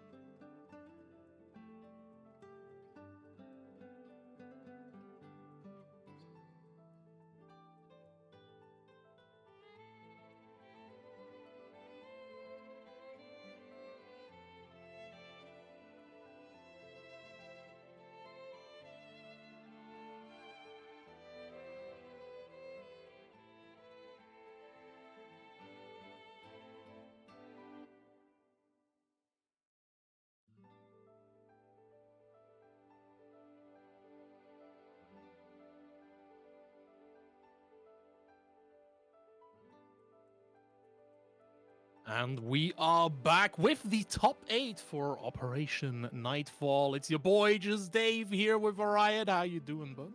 Hello there, Dave. It's been a hot minute there, and you know, it hasn't been a hot minute for me personally, but it was a hot minute commentating with you, Dave, and I'm very excited to see the top 8 for Operation Nightfall, a tournament for Nayu's birthday, and we've seen a lot of matches that could be potential top 8s. Just in winner's side, top 16 and top 32, and I'm very excited to see what other games we're going to be having next. Absolutely. I'm very, very excited for this tournament. Nayu definitely stepped up the production here. We also have a special guest. I thought I'd bring my own hype squad today. I've already killed Orion. But yeah, no, there have been an incredible amount of matches. The quality is high, it's beautiful, it's nice. And yeah, I don't know, like everybody showed up. Who would have thought if you present money that people will show up? XD, haha. Everybody yeah. just came over. It's just how it is, right? Like our top 8, we have literal Arc World Tour match, skill versus space. We have Zoki versus Miri. And then on the losers bracket, we have Knight Akame up against Visuals. And then we will very likely, we'll have Poulet Robot, who just eliminated Dudakov. Shout out to Poulet Robot. Very. Why is everybody eliminating Mr. First to Free? It's look. I don't know what to tell you. The community fucking hates first 3. They just won Carnage and Violence in the first to 2, or maybe they won first to 5. Maybe. But yeah, there are a lot of great matches coming ahead. And of course, the reason why everyone is competing in these matches is because we have an incredible prize pool of $300, I think, at this point. Exclamation mark Matcherino if you have some disposable income to contribute some more. And before we go into our top 8, we have a heartfelt message from the one and only Scoofister, who donated an entire 200 buckaroos to the prize pool. So let's get this message on the road right here. We have hello. What great fights we have seen so far, and we are at top 8. I will disrupt this bracket, but for a tiny moment. It shan't be long, so bear with me. I would like to thank the commentators, TOs, for running this tournament. A full applause for them. Or whichever emote you want to spam in chat for them. Chat, if you are a Naihiu subscriber, make sure to use the new emotes we have. I don't know, I'm gonna pick up Naihiu oopsies. So spam your emote of choice for our beautiful TOs and bracket runners. Let's continue with the message here. I would like to say a thank you to the EU Grand Blue Fantasy vs. Rising community. Thanks for letting me join events, Discord chats, and be a commentator for your events. It means a lot for an old person. This is my way to give back to the community. Gotten pretty funny memories from people here, be it from commentators causing a person to lose around, and to making people shocked over where I grab a person as a punish, where a normal punish would have been way more rewarding. Also, why bother with mix-ups or combos when you can yeet somebody into the moon? If you're not risking it all on a command grab, are you even living? Before this gets long-winded, I will stop it here and say thank you. Now, without further ado, enjoy the rest of the fights and night, everyone. Be with loved ones, enjoy good food, and if able, a drink or two. Kind regard, Scoofister. Scoofister, thank you so much. Again, donating a whole 200 to our prize pool. It's beautiful. It's nice. It's absolutely beautiful. I see that our players. They have been playing. They were just gaming. Yeah, they've been playing. They just have not been respecting the nice thing going on here. I think that it just works like that. Scoofister's message was to introduce the bracket, and what better way to introduce of a masterclass players that we have here. Skill versus the space, as you said, our World Tour level players. Literally. Like, that's the thing, right? Like, this is the kind of match that that we see at the Platinum events, that we see at Arc World Tour events. It's gonna be nice. It's gonna be good. I don't know if this first match will count right here. I don't think so. But we will hear from the TOs momentarily.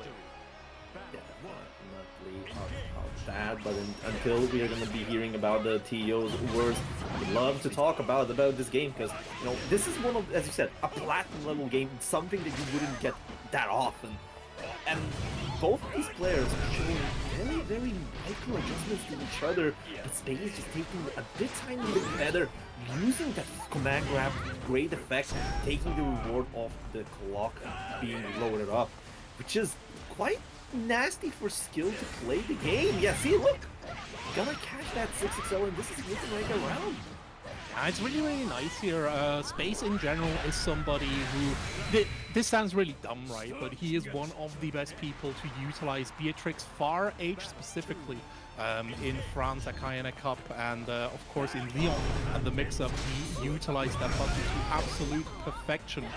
Flash into the throws here, and another Far H here, stopping Skill, waking up with the mash, ends it with the roundhouse bang, but there's the embarrassed blade from the side. Flex through the Star Chaser, but that was not enough. We're gonna be seeing good punish here for Space, getting that damage going, but the Skill has been so brave on those fuzzy mashes. He's been playing defensive so active and taking full rewards out of it. But nevertheless, Space finds more damage out of those offensive sides. And yet, Far H at the perfect spacing. We've punished that. React to that.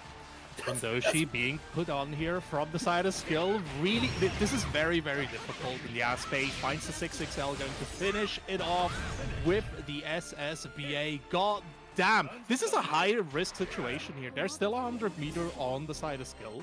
If Space wants to eat up a little bit more space here, he will just eat a U-Rush. Yeah, definitely. It's so Dave, this is so hard to talk about in this match, because you can see how both of these players are using their most powerful tools to the best ability. But even though you could say that Space has been convincingly winning these rounds, Go. Yeah, this is a really good call out here, because Skill in general on his layer 1, when he gets the U roundhouse fang, he gets out and then he wants to shimmy, like he does the roll through backdash. This is like his layer 0, but Raging Strike for the normalization, gets him all the way to the corner right now, gets the 2M, finishes it off. Skill!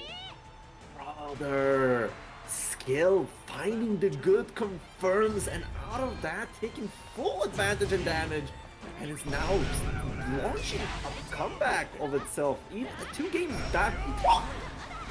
Okay, I'm sorry, that Far H would punish. Don't see that other often.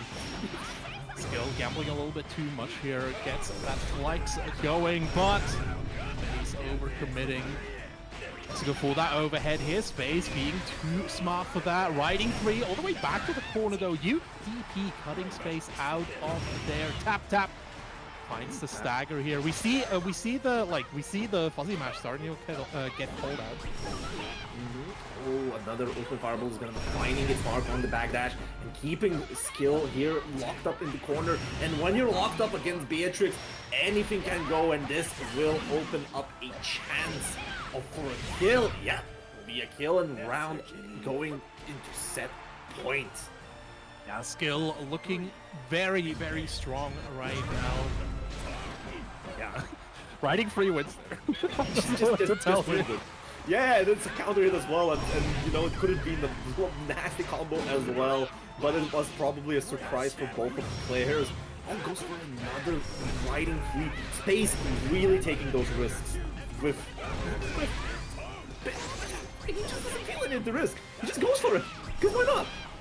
Far H, another U Star Chaser coming in here. BC keeping Far Boy free. Can't quite get that roundhouse fang finisher. A bit unfortunate. But it's fine, another 2. We've seen Space throwing out these riding frees a lot of the times just to catch, you know, probably playing around the impact knuckles coming from Sora's. Because we saw, it just wins. Riding free just wins. And Skill is so prepared. He's so prepared to press that 2M. And this is not the first time that it happened. No, Skill definitely getting in there, and Skill is a champion. He's a player where you got to be really, really careful. He is somebody who shows up with a strong layer 0, and then I genuinely think his weak spot is between layer 0 and layer 2. And then, like, once he has found the counter adaptation, this is where Skill is basically for now, Space still sniffing a little bit of blood. Fighting another round here, a second set point. Can he finish it off this time? Yeah, definitely. He needs to find that good position, but as you said, with good layer 1, same applies to Space. Space's Beatrix is such a menace because he plays it in such a way to create these weird, like, see, he's very fine to walk back to just make those 6XL work. The flex is not gonna work out at all for Skill, but he's gonna get himself a conduction mark here. But yeah, riding free will get him good confirmed. Not spending any resources. He could, but I think he wanted to get this moment because we're looking at a Beatrix combo of all time, to be honest, which will definitely kill. Will definitely kill. Even without the link, this is going to be more than enough damage, and Space taken out through a 3-1, incredibly strong, moving the winners finals right now, beating our Lord and Savior Skill, the man who is known for having fun out here. Yes, he's always trying to have that fun, but Space is clinical, I think. He's out there to win. And you cannot deny Space's will to win. Oh yeah, absolutely. But we are moving on swiftly here. Our second semifinals is going to Saki versus Miri. And I think there couldn't be like more diametrically opposed players here, right? Because Miri is somebody who is very much trapped in his own country, right? But when he shows up, he absolutely dominates. Paracelus is his slaughtering pit of choice at the moment. Nice air unblockable. And yeah, representing the Eustace as well, a character that we don't see too much, especially not at this high level. Yeah, definitely. And yeah, look at this. Good reaction there. Not letting the fireball to take the plus frames out of it. The tweaking has happened, and with that damage disparity, this is the Miri's playground. Miri always likes to get those small wins, small chip points, hence why he plays Eustace to the maximum degree. His zoning game is so dangerous, and look at this, Saki is put in a very peculiar position, yet doesn't have health, and Miri's not gonna let him play the game. Look at this, grenade gonna be working out, trying to work, yeah, and the chip damage, yeah! So this is going to be super interesting because normally, like, Saki is somebody who really likes to call out people. But Saki is, Miri in general is a player that, like, he knows the capabilities of his opponents and doesn't really take too many risks. Yeah, definitely. Miri is a very good case of the moment he sees a change in resources, he will then instantly change the play. Have you noticed that this fireball game has slowed down because he's trying to avoid this kind of situation? He will still represent the fireballs, but he will be doing it way less. Or he has no fear at this space because Katarina cannot really convert it.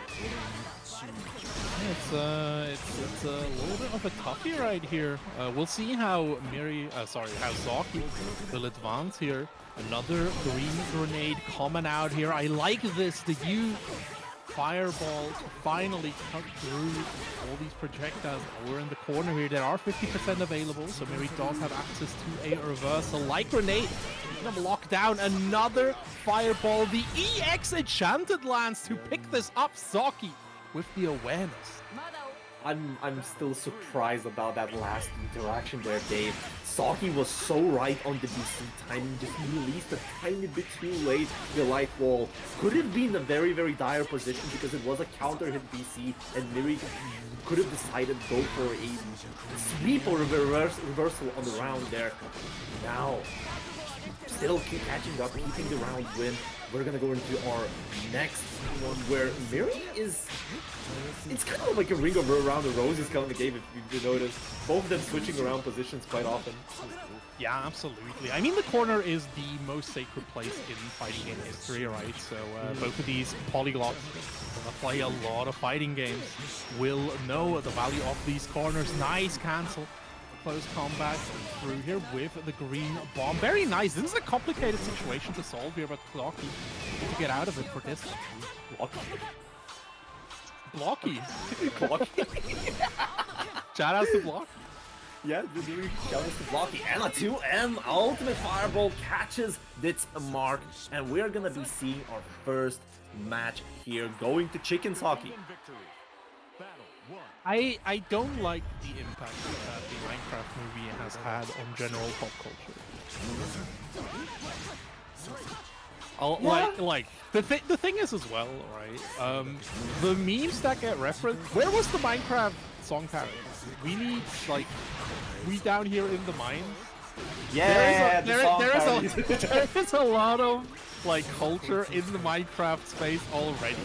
I don't think Chicken Chalky should have made it. Nice, well played, more plus frames, but Miri plus BC his way out. Yeah, can't watch those. Yeah, gonna go there for the frame trap, gonna get that counter hit BC. No block there from Miri. Will cause him to go to the next postal code with the ultimate fireball conversion. It's gonna be looking very tired because this is one strike away, and now Saki plays very carefully. He wants that one to confirm. He has the tools and the abilities to do so.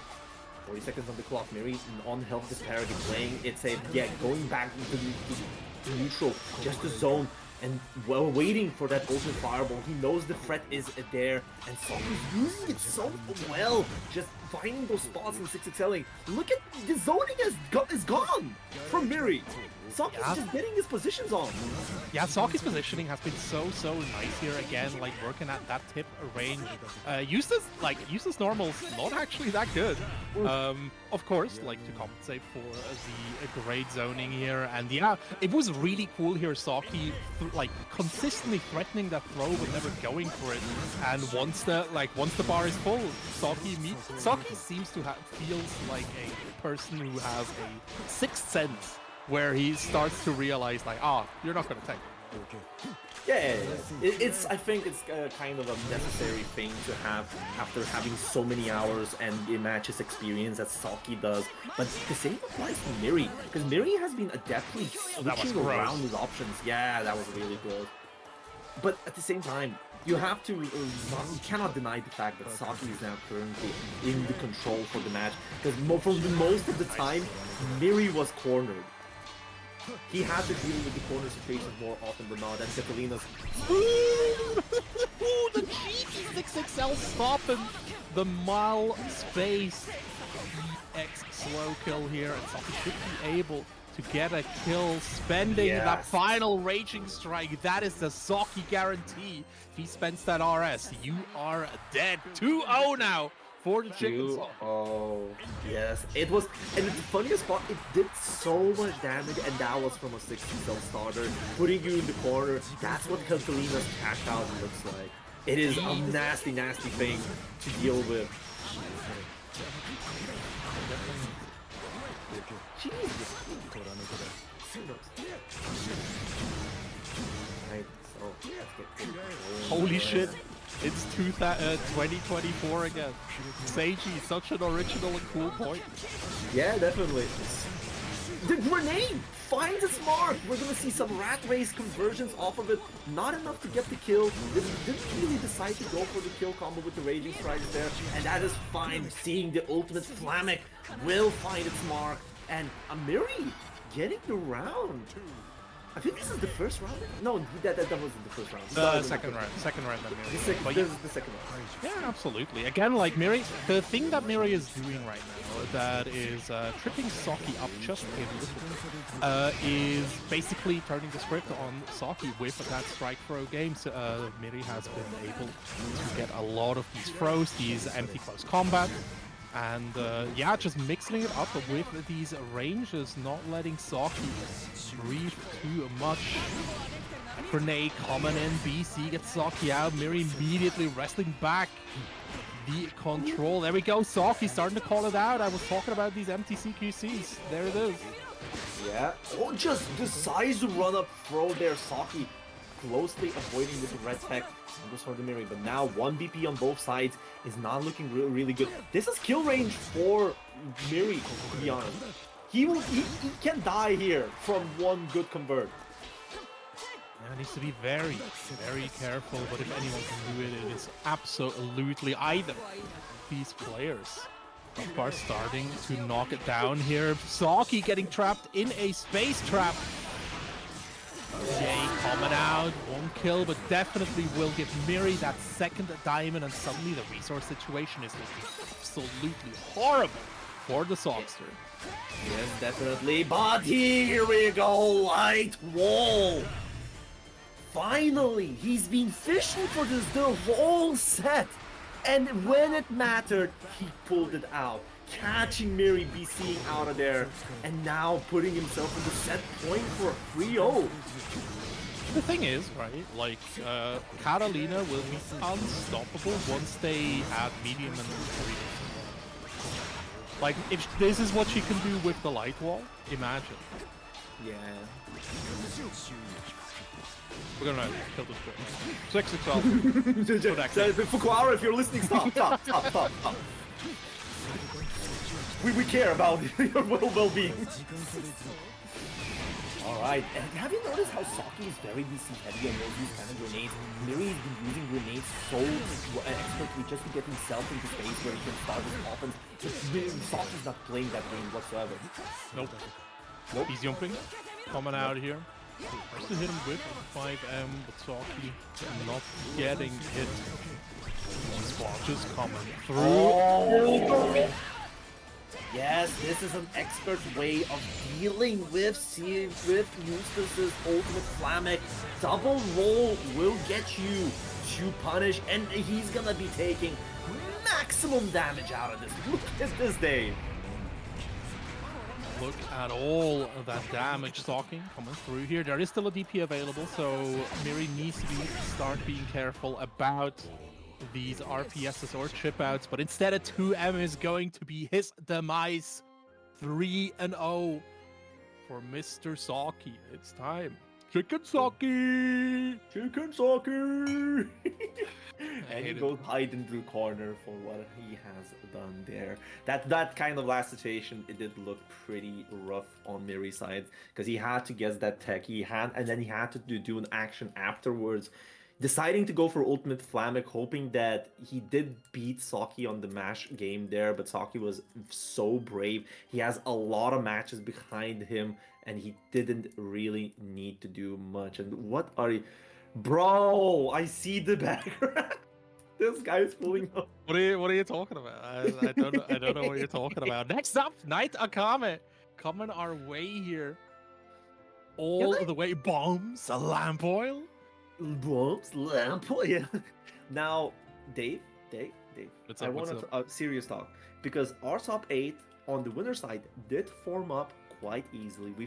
We're gonna be seeing Space and Saki playing in those winners finals, but I think that the loser side is way more interesting to talk about, because yes, we're gonna be seeing Knight Akame and Visuals. Their game is gonna start soon, but we still don't have our last top 8 contender here. Yeah, we are still waiting on the result here. Let me switch back to top 16 view.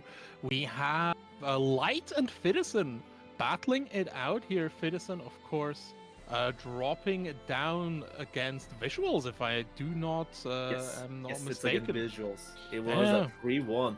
But you know what? It's kind of a more insane for Fidison's round, because he had to play CT11, one of the more goated grand players out there, closely finishing up with 3-2, and then against Sonic San. Like, Citizen is on a warpath, and fighting Light before top 8? My guy.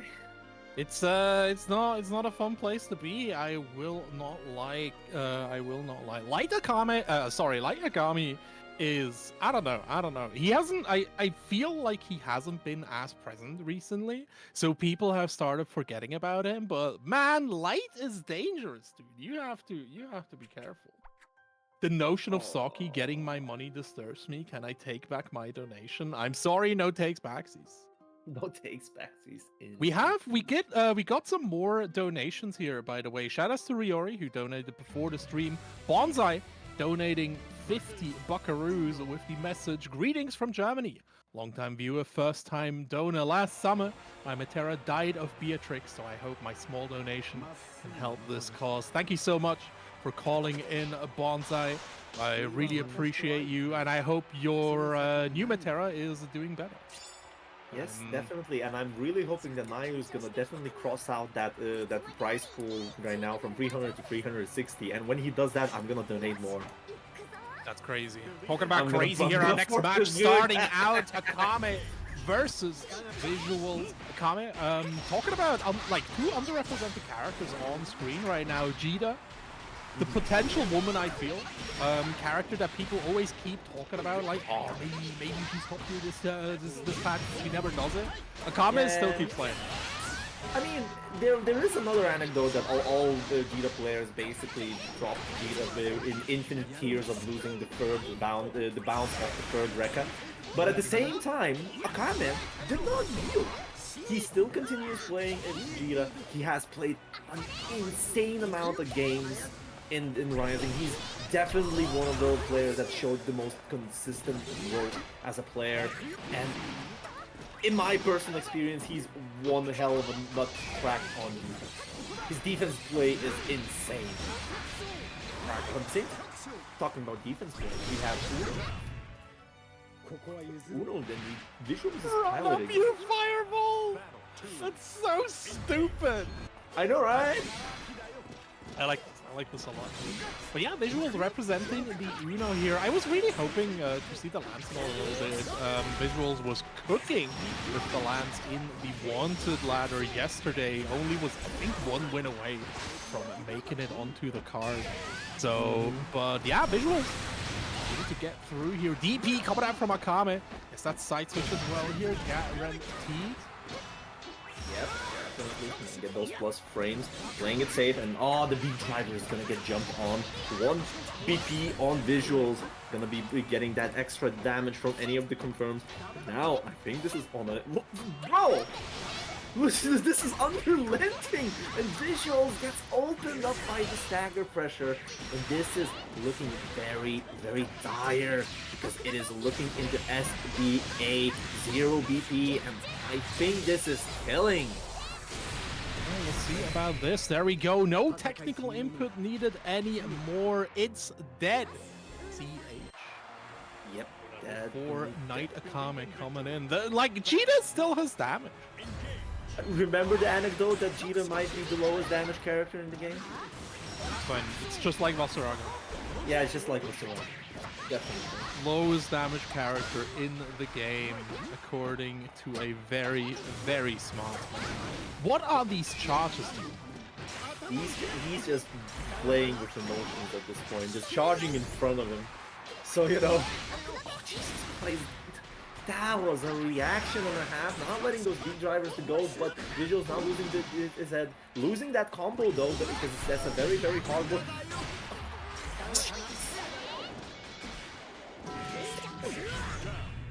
Sometimes you just get kind of smoked. Visuals outmaneuvering Akame here, finally getting around on the board. Alright, so, Visuals attempting to play first strike there with some 5U action, but unfortunately gets clipped out of it before it happens. Kame keeping up the pressure, goes for some cheeky throw bait, and get the counter conversion of the big driver there. That doesn't work in general, and Kame not changing his plan, staying true to the strike throw, staying true to the truckloads amount of damage and visuals, not letting it go through. It's going to be quite a mountain to climb there, Dave, and maybe not a big climb. Ooh, big close heavy though from Visuals. Mantra Wheel coming in with the spear as well. Akame spotting the Rakshasa, immediately going for that fireball here, and another round goes the way of Cheetah Nation. It's the pilot for a reason. You know, it's kind of funny when you think about it. We usually meme that Gran has the shotgun. He loads up the shotgun with his Charges 5U, but that fireball looks like more of a shotgun. To be honest. It's yeah, it kind of feels like a shotgun, right? But that's just how it be. Oh, expert roll there on that good shield, and it's gonna be Visuals putting in a very rough position. Kame keeping up the pressure, doesn't really have the resources to do anything useful and more than that, but there's the 50 bar, and we're gonna be, I'm looking forward for another ultimate fireball. You know that's happening. Oh yeah, absolutely. Run up, you fireball is there. Another Rakshasa being jumped over. Visuals. Game plan just a bit too linear for Akame at the moment. Big shout outs to Effie. She just committed us to 400 buckaroos. We are soaring with this price. Definitely, but soaring is gonna be Visuals getting just tossed around with those throws. 3 power 6 is being enacted, and Akame is not fearing to go for those throws. At the same time, I love Visuals' patience. Did you see how long he's willing to block without doing anything? Oh yeah, for sure. The thing is, right, like, Amre is a defensive character in the end. You do want to, like, you need to be able to block. Yeah, can't spot that. Another Eureka coming through as well. Charged fireball there too. Yeah, get that throw on that Spodge.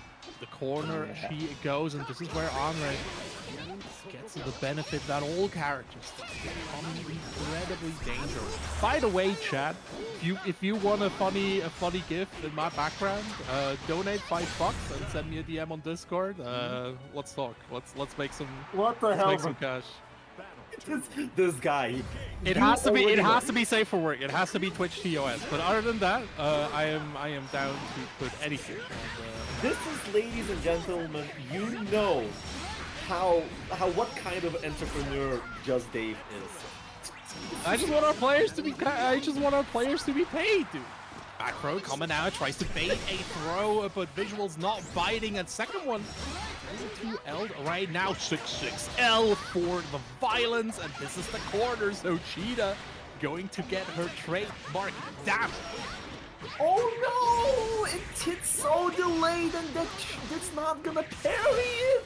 And with it, Akane is building up another noticeably lower damage combo, which is definitely killing here. And we're gonna be seeing a 3-0 for Akame, eliminating Visuals from this tournament.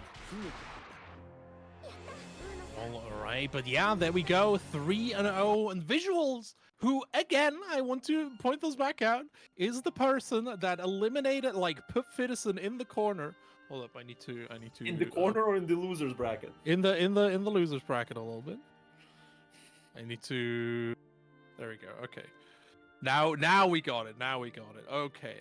But yeah, no, the one that puts the one that put Fittison into the losers bracket is already out. Night Akame coming out. This the guy who put Fittison in the corner, and nobody puts Fittison in the corner, dude. Oh, speaking about Fittison. Fittison being eliminated. Okay, maybe he got put in the corner by Light. Who knows? Who knows? Maybe Fittison is having the time of his life. Fittison is out. Lights. Yagami moving on here, getting to face off against the demon of Europe, Poulet Robot. Poulet Robo indeed, and you know, this Light Yagami ... This Light Yagami, he's...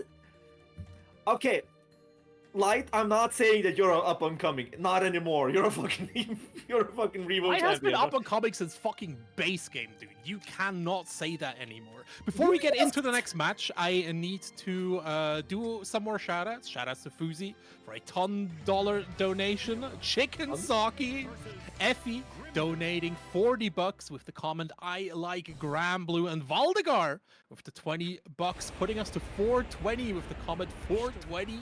Blaze it, baby. And talking about blazing it, we are about to witness the blaze, the gale, the storm himself. It is Grimnir coming our way. A lovable Chuny. And you know, who else to fight Holy Robots but Light? These two players have been immaculate.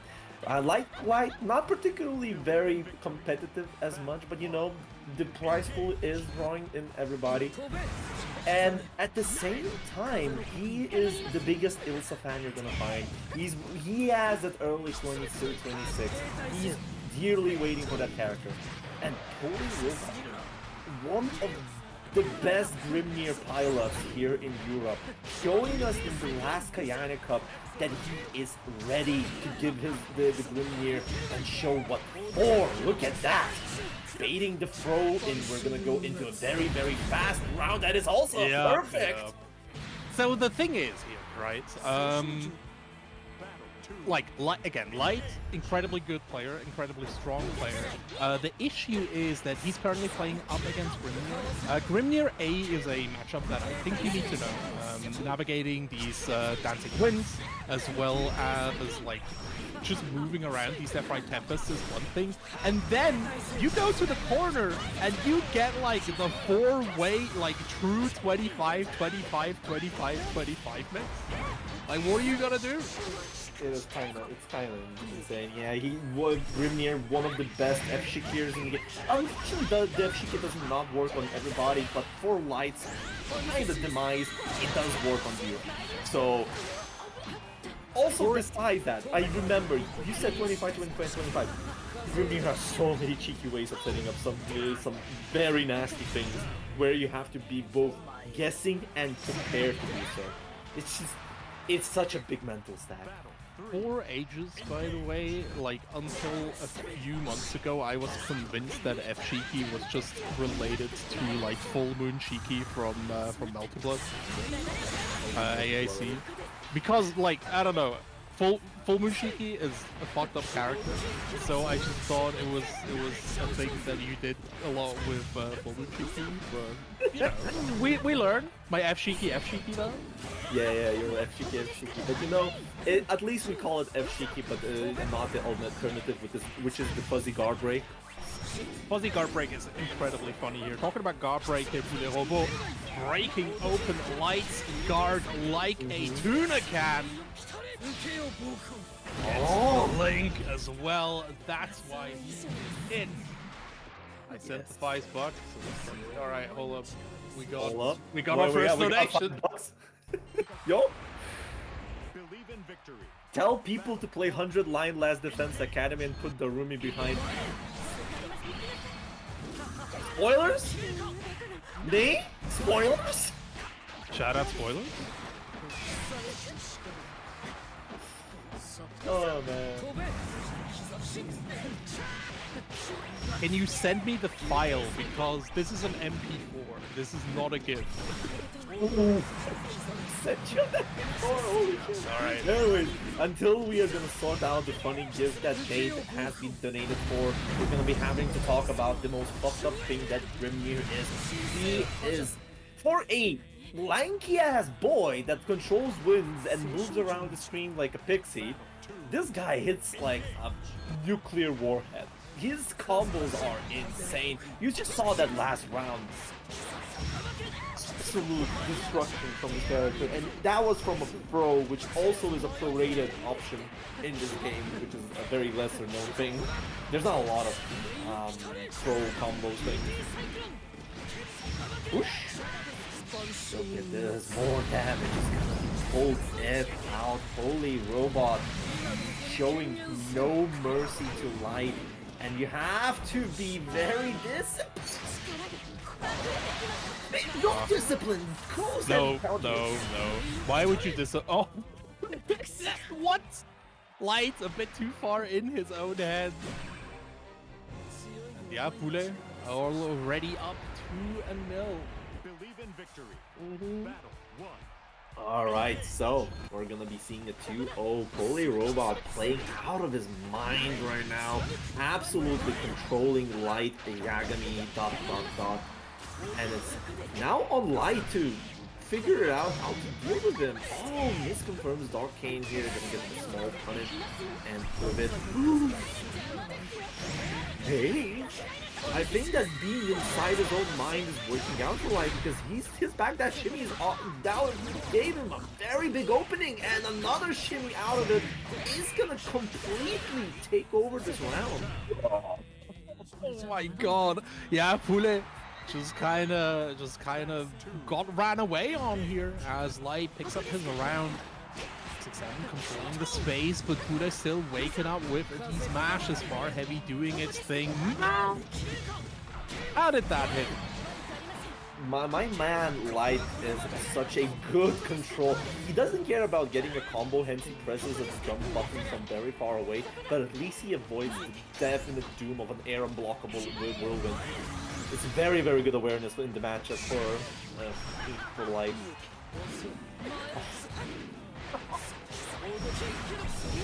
Boy, Robot. Just absolutely using sigils to the maximum efficiency. Yeah, Sigil's very, very good here. Gets the instant overhead, but no big combo straight after a word rolling through. The Dancing Wind stops the run up though. Raging Strike normalizing, and Pule should be able to finish this off. There we go. Set point for the Grimblone. Definitely. Wait, what? So,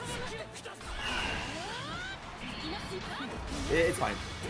Let's get it back because I don't want to talk about this because this is a weird change in the bracket. But let's get it back to it because Light is mounting a big discounted install comeback here, and we're gonna be seeing some massive reward because you know Vera is a very, very powerful character when she is installed. I'm not gonna say whatever you want to think about in your mind, and that's gonna be a Strive 2-1 for M moment here. Counter hit converting it in the mid screen, and with it, Light unrelenting. Yeah. that was a really, really good block here from Pule Robo. Gets the side switch as well. Yeah. Seals going, dash, get the mix off. How they get the ankles pulverized? Yes, and that is gonna be a 3-0 going right now to Pole Robot with a. It was a very convincing match, and you cannot really talk to Light. Light's a very, very, very powerful player, but the moment he started getting control, Pole just playing it very patiently, playing it very precise, getting Light off, and then starting his own neutral offense, which has been so rewarding for him. And by the way, yeah, it's Definitely. look, Dave, don't look behind you. It's fine. It's all right. I think she is actually just like me. I've been sent screenshots, and I deeply relate. I want yeah. to play the 100 line, to be honest. It's look, okay. I think playing Danganronpa would fix me. Like, that is a game that is so incredibly me-coded, it is not okay anymore. Big shout-outs to for the $5 donation by Nerisian. Tell people to play 100 line Last Defense Academy and put the Rumi behind you. Done. GG's. Big shout-outs to S1 for the $25 reduced contributions, putting it up to a nice and even 450 chat. If you want to change the gift behind me, donate $5, send me a DM on Discord. You know how this goes. So, Dave, I know Yes. selling out is very important, but this is a very regular position that we're at now. We're not gonna have Miri Naitakame game because of probably connection check. Yeah, that doesn't surprise me. Yeah, because I 100% cannot blame Miri. Miri is in Finland, playing in Tunisia with another win in Tunisia is kind of nasty. But I want to hear from the TOs. Was that at least a point? we'll see about that. Talking about see about coin that. flip here, let's what it's not a coin flip if it's like three options, right? At that point it's a dice roll. Yeah. Far heavy doing its thing. I love how Pule is actually moving pretty defensively. Like we saw gorgeous bait on the roundhouse fag, hold up. Oh, here we go. There, he blocks the overhead and expertly finds that timing with the 2M catching Poly Robot. But yeah, we didn't really get time to introduce these players because this is gonna be Skill's Source versus Poly Robot. We already saw Poly Robot against Light just a moment ago, but at the same time, we are gonna be looking how Skill navigates this Grimnir champion. Gonna be really interesting. Bonsai, absolutely. Okay, I'm gonna get on a tangent real quick. Shout outs to the tournament where I think it was a Stripe tournament where the connections were so bad that we made people play what is it called? True Love Arena? The browser-based fighting game for Tough Love Arena. Tough Love Arena, thank you for top 8. I will never forget that that tournament. That was so good. Also, see my god. Anyhow, Poulet Robot You're a garlic flare, bro. I'm gonna blame meat against you, bro. Yeah, Skill has been very adamant on the throwing there, so Poulet going for that throw bait. Very smart indeed. This is a rancid fucking matchup for Soris, by the way. I just wanted to have mentioned. It is definitely very rancid as hell. 30 seconds on the clock. Macho Ultimatum is out there. Gonna be... You can do it! Of course. He's gonna get killed from playing it say Bata Fuzzy Mash. So good! Oh, Bully getting that one match. He's on a warpath as well today. Beating quite a bit of esteemed players. He's been sending losers pretty early on, beating Vincent, Riders, Judikov, and Light to be here. As I said, my man's on that momentum right now. He is definitely on that. I don't know. Poulet Robot is a player like I met him at Kayana Cup. I am very like he's a player that I really like. I think the way that he constructs his offense, the way that he plays Grimnir, just so incredibly inspiring. Press reversal, we've seen this set here. Good place to pop it out as well. And again, the defensive movement coming through 2M, catching the reposition. Yeah, Confront. Oh, no, drops the combo! But then, never mind, the throw will work out. Because we've seen that Impact Knuckles counter hit conversion that Skill has been using quite adeptly. But at the same time, I'm more interested about this whole... remember, you said this match looks rancid for Soris, but I don't think that Skill is, you know, not aware about it. He's aware this is pretty bad, and he's picking his timings, he's picking his places where he wants to approach Poly Robot. See how patiently he's been playing this approach game. Coming out as well here. Again, like, Skill is somebody who... I don't know, Skill is somebody who plays the characters that he likes, and he plays those to perfection. Plus, I think him and Poulet Robot play from time to time. They're both from the same region. It would be surprising to me if they did not know about each other's habits here, but Skill not protecting his dome, giving Poulet another hard round here. Poulet pulls ahead 2-0. This might start getting a little bit dire. It definitely looks like dire for Skill, but Skill not really, you know, playing it still tight, playing his approach game, and you know, you cannot deny the sword's damage. Goes for the ultimate rock smash from the skies under the sun.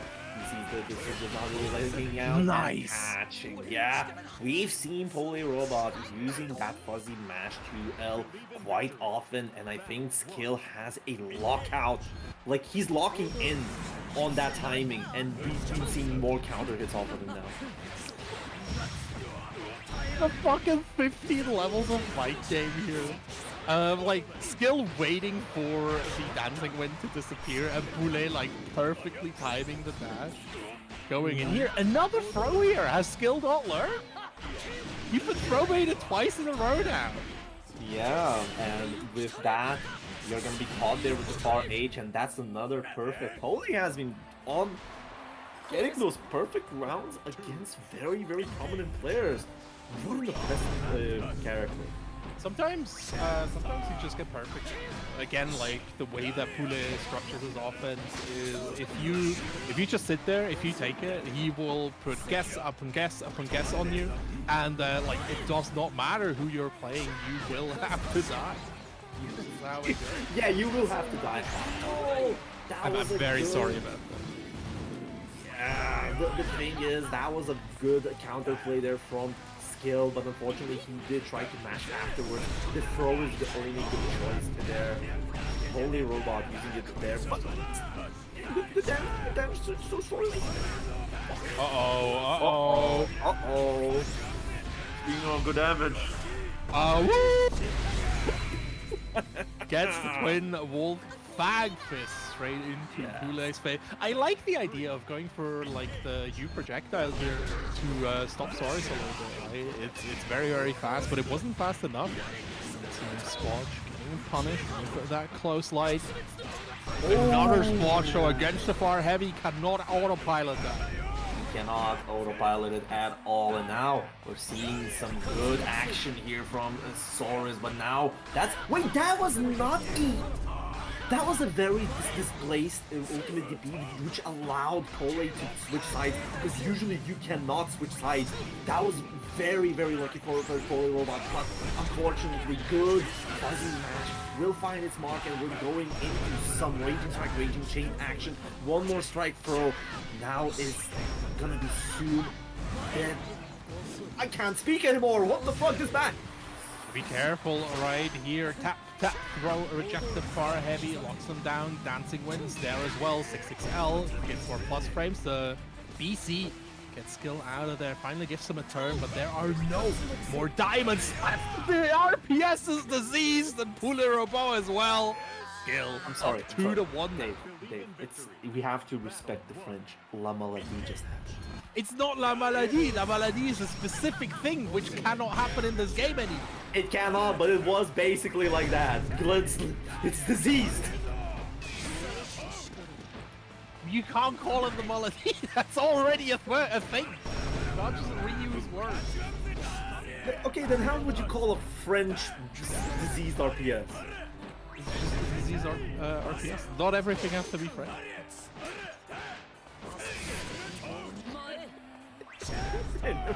Back to the game here. Somebody should tell the Archon.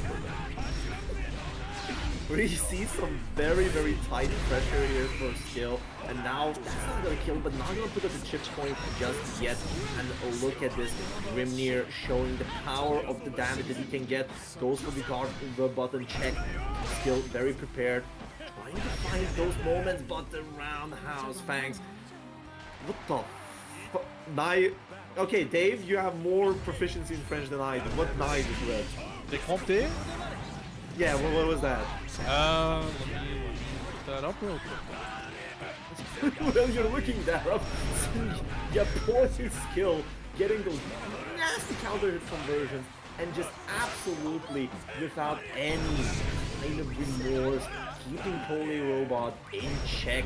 He's in that corner, taking chip damage, and Skill now on full speed, trying to find his last mark on him. Will be playing the game with punishing possession, but the fuzzy mash.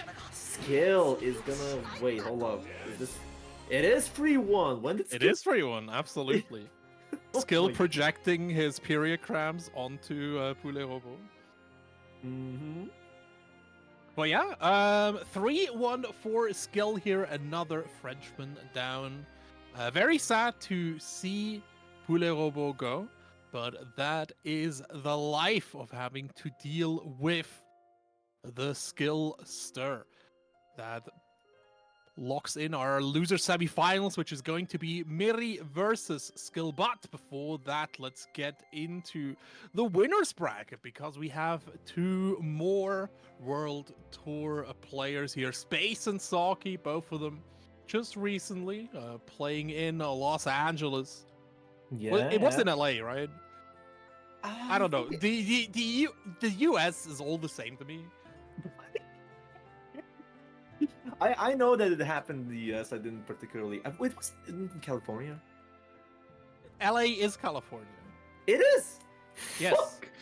I would not know the capitals of the states. I'm sorry. I'm a Lithuanian. I don't know if LA is the capital, but like California is the state, LA is the city. The only reason I know that is because of Game Changers. I will not elaborate.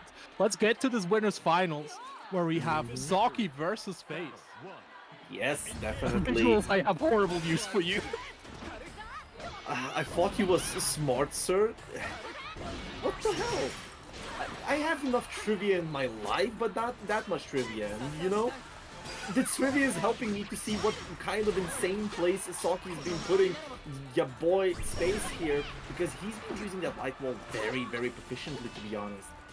So this is going to be a very hard matchup for Space, and this is Look not at because this. of a character matchup necessarily. This is because of a player matchup. Space loves to like pre-control areas with his normal, and the thing is that Saki, like I talked about the proactive use of light wall. Like Saki wants to like eat your level 1 with his light wall, and Space's level 1, like level 1, level 0 game plan is so incredibly vulnerable to that light wall specifically.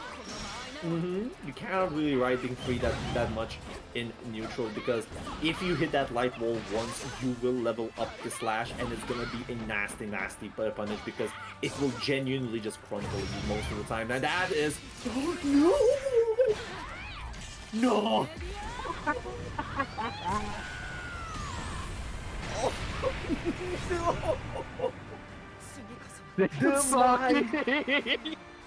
The -6 incident. The EX riding free was not punished correctly at that moment, and Space just took it. You know what? I'm gonna die. I'm gonna take the risk.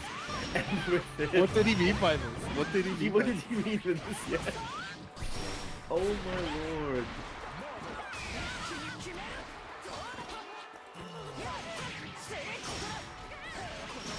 Alright, so we're gonna be going here. Now Saki attempting to get back on that little blunder of a round. Still first round of the first of 3. I'm pretty sure these two players are capable of shifting around their playstyles for that moment. But now Space feeling a lot more confident after that round, playing a lot more options.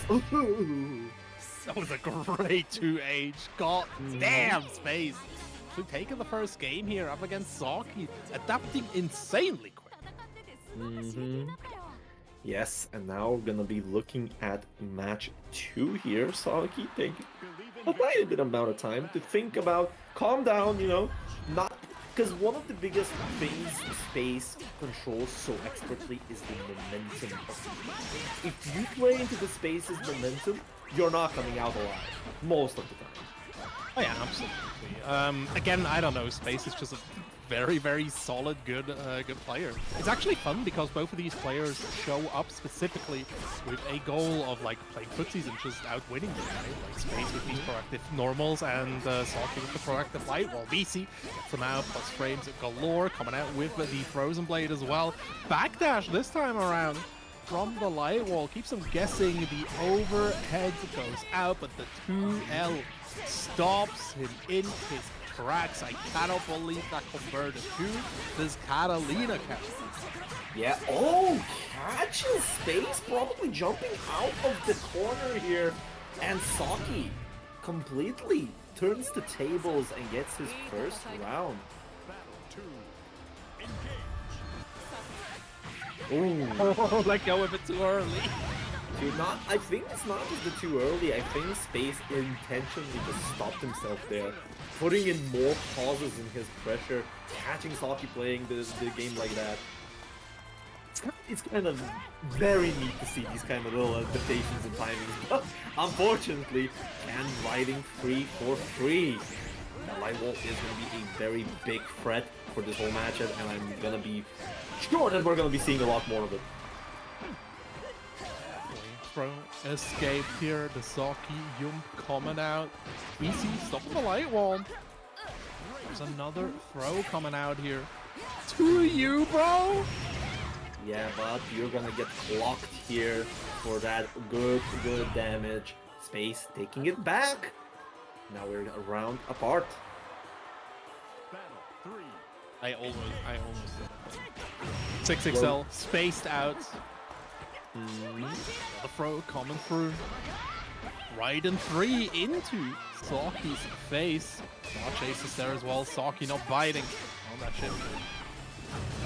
Yeah, playing quite conservatively, I think, Saki. He's particularly not really taking big risks because he knows that he has the health, he has enough resources to work with. He just wants to get these guaranteed DCs on those 6XLs, get out of the corner, catches the backdash on the grounded frame, getting himself a nice punish as well.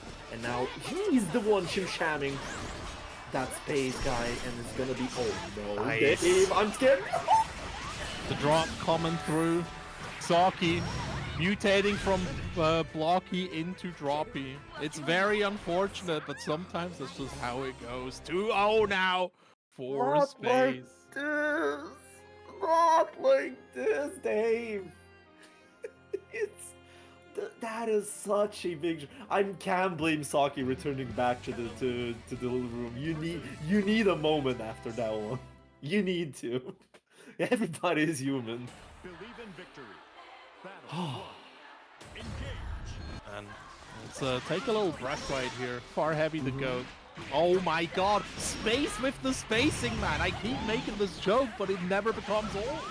It never becomes old, yeah. Now keeping Saki in such a dangerous position, and Saki takes the risk for that counter hit BC. It works out just as fine, and we're gonna be looking at a nice position change for Space. I was about to say that Saki was good and gonna continue with pressure, but Space really not afraid on throwing these kind of options.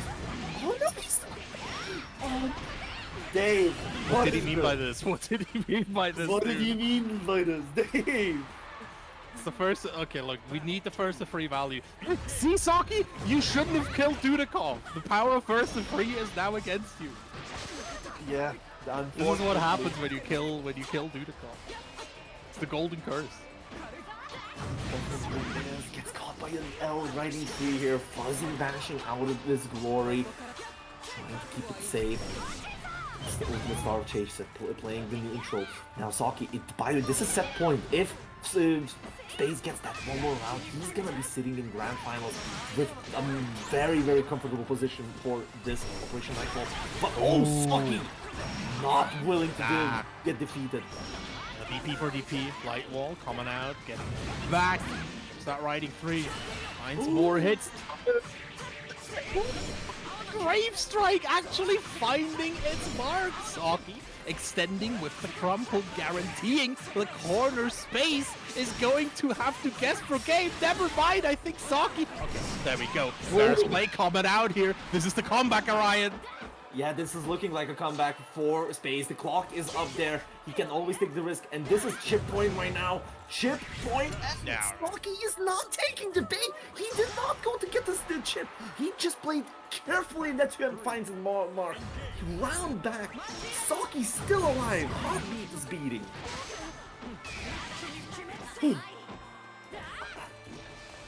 Time.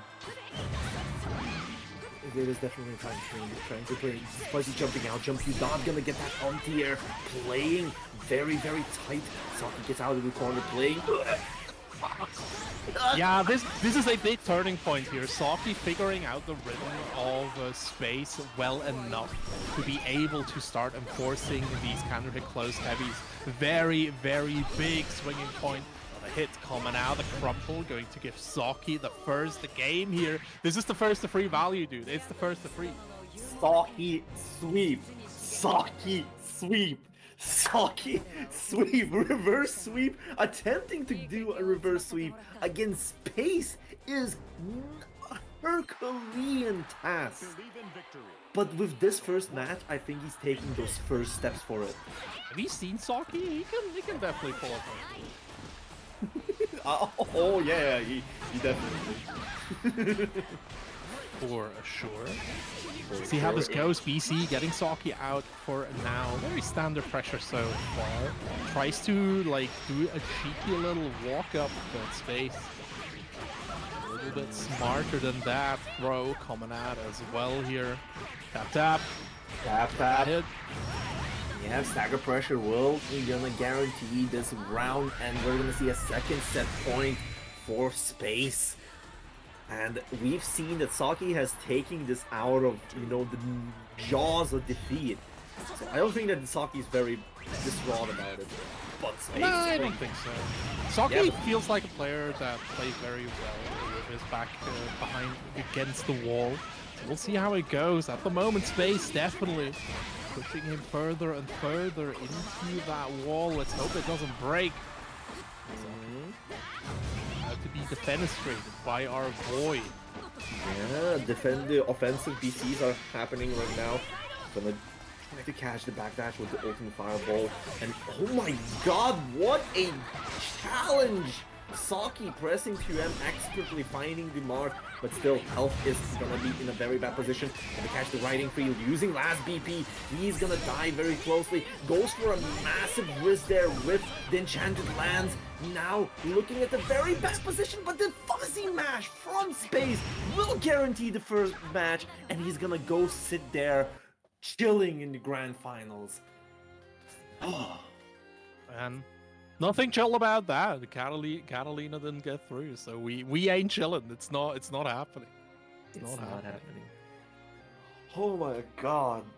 Now, with Gris, we are gonna have ourselves quite a journey here, because we have ourselves the 4th players, the big names that you can't see in most of the European tournaments.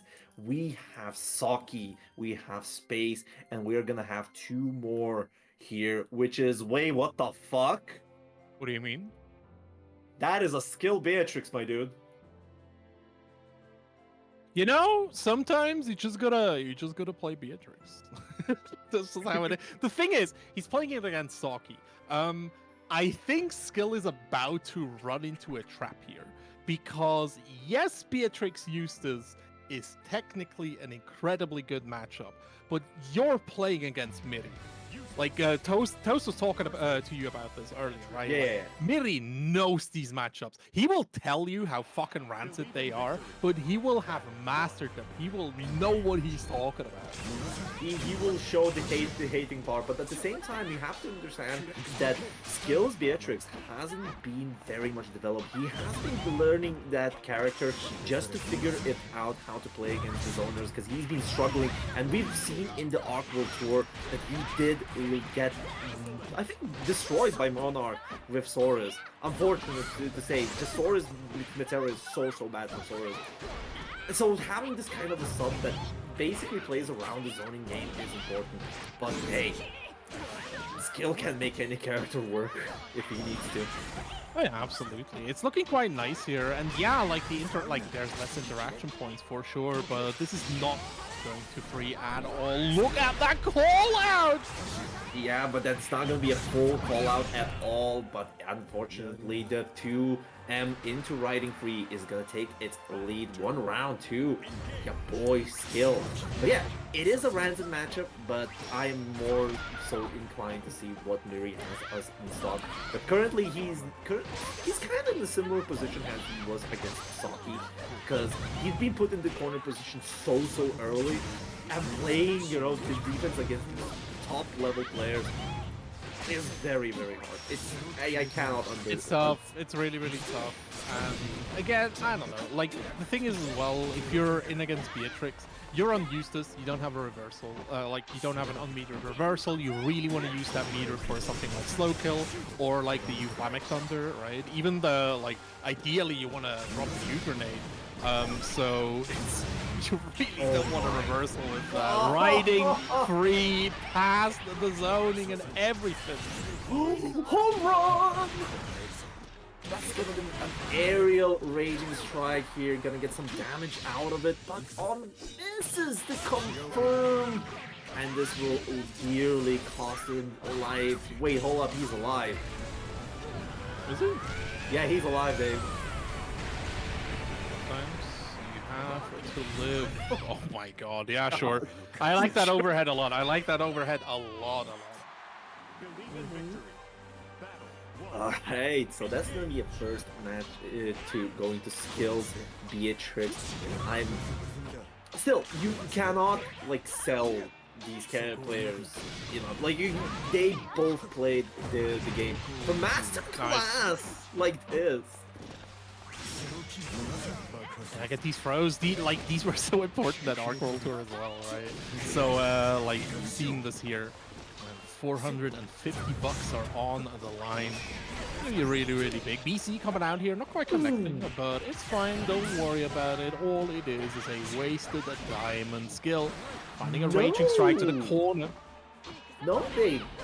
I think this time, because that is a legit punish against Thunderclap. Oh, really? It is. A Thunderbird, actually. Because it has a lot of recovery if it whips. If you receive at the right moment, you make it whole whip and get yourself a good punish. Maybe just mistimed the punish. That is unfortunate for sure. That's super interesting though. I gotta look into that. TikTok Ghost Delta Clock. No, one more hit going to be it. No! Oh, no, unfortunately there. It's kind of insane because Miri's playing this matchup to a maximum amount of like, potential. At the same time, Skill is known to play such an aggressive play, and Beatrix is complementing that play so much. Oh, look at this. Yeah, the U reversal out here wants to get back some momentum desperately. So, going for that low once more. You slow kill, unlocked down, but the riding free immediately gets him back in. An unfortunate situation for Miri right now. Another SPA. Yeah, this is out, another trade. It's unfortunate. At least the trade that does damage and hard knockdowns, but it doesn't do full damage because it doesn't get the later hit. This is kind of good. We have not seen that at all, right? Like we've seen a lot of close combats, but we've not seen the jump back at all. Ooh, playing it very safe. Tries to bait the tweak, and oh my god! What are you holding that back for? 2-0. Oh. Another overhead, and Miri decides to lock in Eustace for the go. Tries to go for some cheeky LD. He probably wanted to do some fireball action, but this throw is gonna work. I cannot say, like, I think Miri's not really struggling against the skill champion.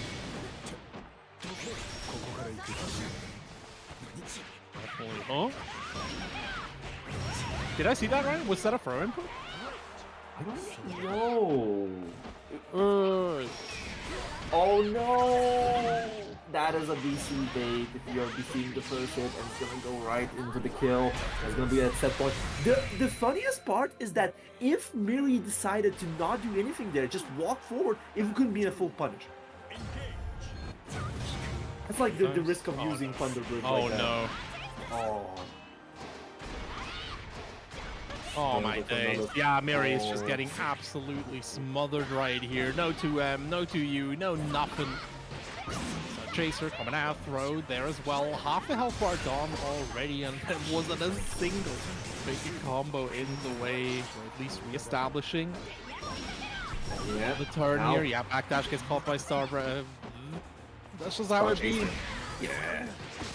Gonna go for the throw there. Now half health is gone, and this is gonna be a mountain to climb for Miri. Tries to throw the riding free there, but gets clipped by the stagger pressure, and with it, Skills Beatrix 3-0s Miri out of the tournament, leaving him at 4th place. And this means that Skill to move on to fight the one and only Chicken Saki waiting in the losers finals here. Chat, do not forget, once we get to the end of this match, we will have the giveaway for all the contestants playing in the tournament. If you actually started playing, you will have an opportunity to win 20 buckaroos from our prize pool to just for free, just for joining, because I think that's very, very important. It is definitely important, but at the same time, I have to talk about that moment. I mentioned we had the four players. We've gotten those 4 players already assigned, and Miri getting eliminated for the 4th place.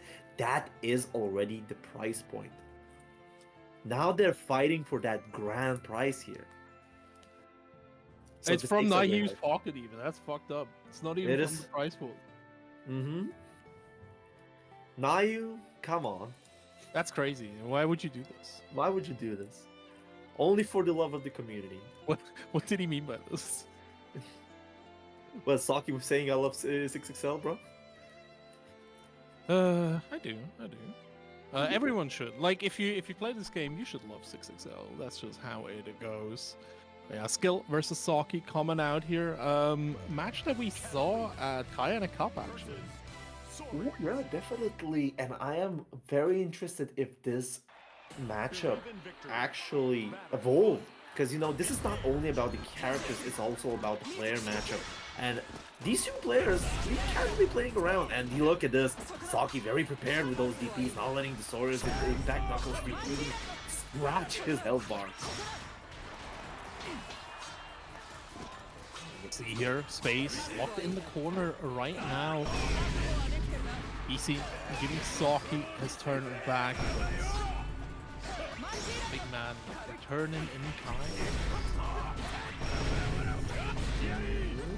Be seeing some backwards momentum here. What? You don't see every day with the fullest conviction to anti-air with an SBA, but Saki just went for it. His supers are very, very slow. Oh. Sometimes. I don't know. It's the base game of Terra. Right? It's just how it. Let's see. Or plus Frey. That is so fucking cheeky, man.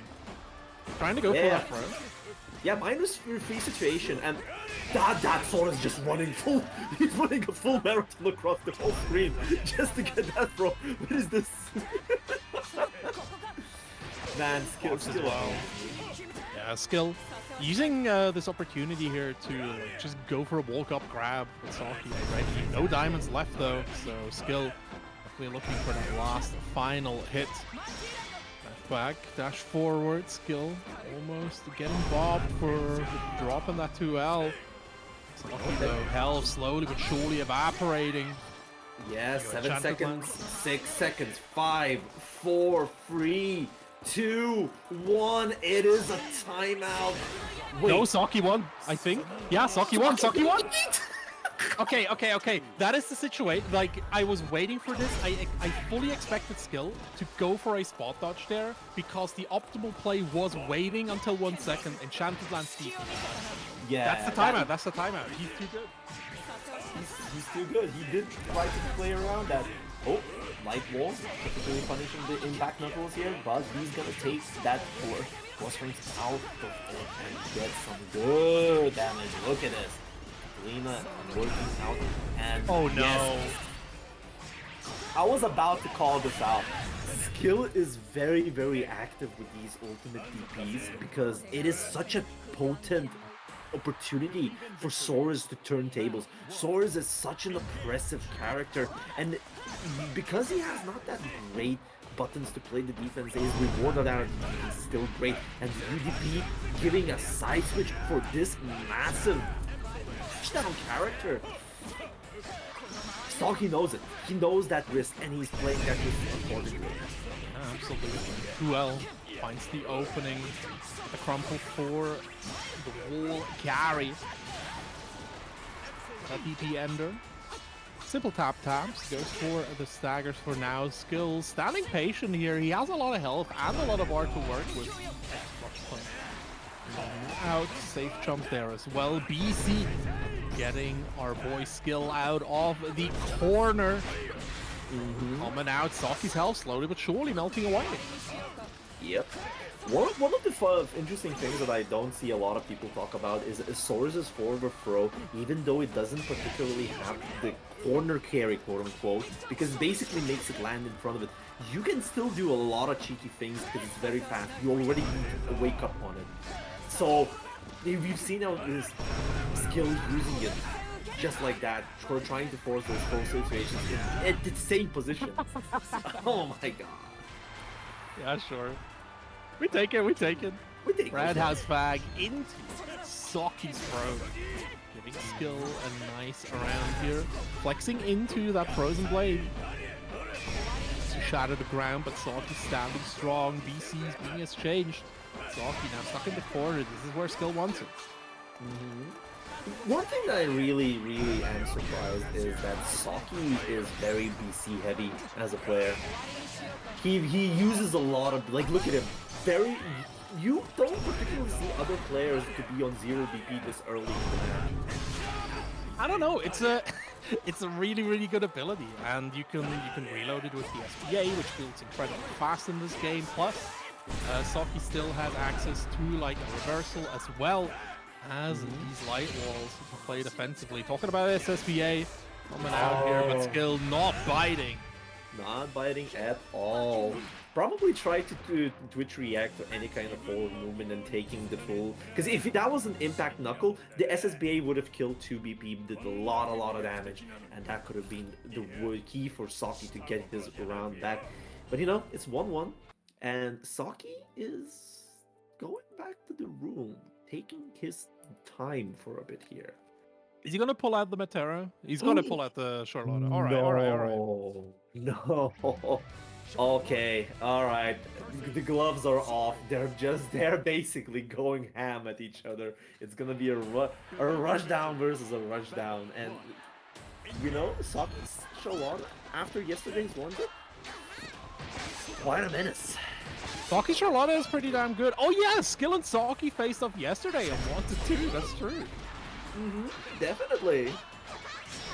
The shield right here, 1,000 slaps all the way. Bill returning in kind. So much violence in the way of both of these players. Tap that thing. 6XL getting flexed though. First stack. Ooh, the roundhouse fang being punished with the EX ball is such a crucial thing. You cannot really use it on Saki. Saki's crumbling there, using his resources to just make this Solar's champion just go away. I cannot blame him. This is such a dangerous character to defend against. Okay, 1BP hard. Saki using it last, tries to do catch the fuzzy. Now we saw. Right? That is looking like death, yes, 1 DP and we're gonna get it done. Even with Sora's health, you're not gonna survive it. Saki turning into a break cutter, cutting the old man into noble strategy. Goes for a throw. Second throw coming out immediately. BC keeps him safe. Holy ladder baited out. So holy now. Very good save jab there for Skill. I don't know if it missed the meaty or it was on point because it's very hard to save jab any kind of defeat if it's a 9-framer. But at the same time, look at this Skill. Keeping it tight, keeping the pressure. And he's with the health advantage as well. He's not afraid to challenge Saki's approaches. I think Skill is still, even though that last round didn't look great for him, he was in control, but unfortunately, Saki is still not taking the risk of getting UDP'd. And big sword. Noble Execution is not executing it yet, but it's gonna be very close. One more hit for our boy Skill. BC keeps him in there. Noble strategy thrust going to be enough. Saki on the 2-1 now. Is the Charlotta gonna bring it home? Yeah, definitely 2-1, and Skill is gonna be put in a very, very peculiar position. Because remember, you cannot impact Knuckle with Charlotta that easily when you have so many reactive tools against Soras. It's just such a hard option for Soras to play against. You wouldn't believe it, because usually Soras struggles against Soras, but Charlotta, quite a menace. Oh yeah, for sure. I don't know, like, if you yourself turn into projectile, aren't you in spirit as well? This is bullshit, by the way. I know, but this is a dumb thing. No, before chat like starts adapting that shit. I know who's in chat. I know where you're going. Alright. Seconds by PC, so true. 2M into U dash punch. Skill is so good at hit confirming those. And even then, if he messes up the hit confirm, you have to be very prepared to punish it because of the properties of that kind of punch. Whoosh. Make it save there. No BCs just yet. We've seen a BC revolver just being shot left and right in the west. Here we go. Counter hit as well. Gonna get himself a save jab out of it. Save jab, save jump. Same thing almost. But at the same thing. Basically. Completely different function. With the surest Oh, that's alright. Okay, 0 BP now on Asaki, putting himself in a mortal danger because Sora's damage is not to be trifled with. Doesn't really BC those hands, because that's a guaranteed counter hit position. Yeah, but like, Skill is holding very, very patient at the moment, hoping for a mistake from the side of Saki, and this is where Saki strikes. Yeah. Playing it safe on his own turn, basically running infinite. You just fucking did it. Get your neck broken, baby. You just didn't. With the sweetest of skills, command grabbing it out. You don't see that happen much against a lot of, but Saki knew. He knew that. 2H going in. Saki and safe jumped as well. BC immediately. Right after from the side of Skill. I like this a lot. The spacing is immaculate. We're going to game 5. We're going into game 5 between these two Arc World Tour Tournament. Tour? I think that's the word that I'm looking for. These two players, unrelenting to each other. I respect sticking with it. I respect sticking with it. There is a world where Saki went back to Catalina and immediately lost because he would have been close. Yeah, but it's still not looking really great on Charlotte either because his skill has found his rhythm, and with that rhythm, he's more than fine challenging Saki. And look at this, risks has been thrown into the wind and it's been working. But let's see Saki finally finding a corner position right now. Ooh. Another noble execution. I don't know how noble an execution can be, but Saki definitely making it look like a one hit or a miss. Guess he never misses. Chip damage about to be set up here. BC keeps him in the corner. Yes! The patience baiting out the roundhouse fang, and Saki on set point now. I'm so happy. Yes, I agree with you there, Dave, because we've been seeing Saki being very patient on that defense, but at the same time, skill. You cannot destroy Skill. He hasn't changed his momentum at all, even at these kind of crushing callouts. It's I don't know. The thing is as well, right? Like, This is a high pressure situation. Loss aversion will start setting in. You really want to keep momentum. Like you want it to be your turn. This is why DPs get really good in these fights, because your opponent is like he's looking for these solutions. He's looking for that final hit here. But Saki, he's maneuvering around the throws. He's maneuvering around the reversals. He is not giving him any opportunities for these finishes. Another thrust, bit of it in the corner here. One combo going to finish it off. The throw being rejected, but a mash reject. So Saki still getting closer to his goal. There's a BC finally spent. Goes for the jump. BC spent out and skeet away. He absolutely baited at BC, took the turn, and Skill attempted to challenge it, but to no avail. Saki is gonna eliminate Skill out of the tournament in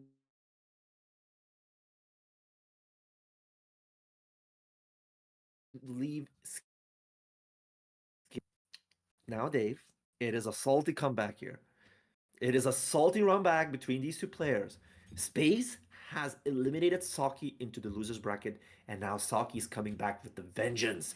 And this time, it's not Catalina We versus don't Beatrix. know if he's going to stick with the Charlotte. I like Charlotte against Soros. I don't know what I think against Beatrix. He's still showing her, but we still have some time to figure out what happens, because now we're gonna hand over to Naihu for the Wheel of Fate.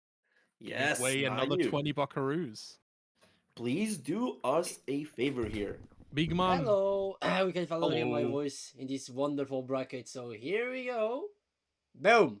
So on stream, on stream right now, we got ourselves a cute little wheel of name, right? So since we are 70 players, one of those players hasn't made in the wheel of names. It was Gideon the Great, because he allegedly forgot to check in because he was probably playing another game. Basic That's Gideon, I crazy. want to say. That's crazy. That shouldn't shock anyone, but like, without further ado, without like, you know, I don't building know up if on you it, don't I'm if you don't check in, if you get DQ'd, you don't get a you don't get a chance on the wheel. wait a minute, are they playing? For fuck's sake, they're playing game! It doesn't count. Just tell It them do- it doesn't count and spin the fucking wheel. Okay, I'm Just playing in this spin the wheel. They're doing their spinning the wheel, violence spinning the right wheel, there. It's spinning the wheel. fine. It's And the wheel of names Cloud and- 77. My goat. Okay, quick, quick back. What the? Yo. They're playing. It's That's fucking crazy. I don't know, man. I don't know. If your players start playing before you tell them, you let them play, and it doesn't count. That's how it normally works. I'm chill like this. Oh no! That's crazy. That's absolutely crazy. But yeah, Saki is currently established some nice control here, but Space about to make it back here with the maximum comeback potential. SSBA animation going through, and it's the first round for Mr. Spais.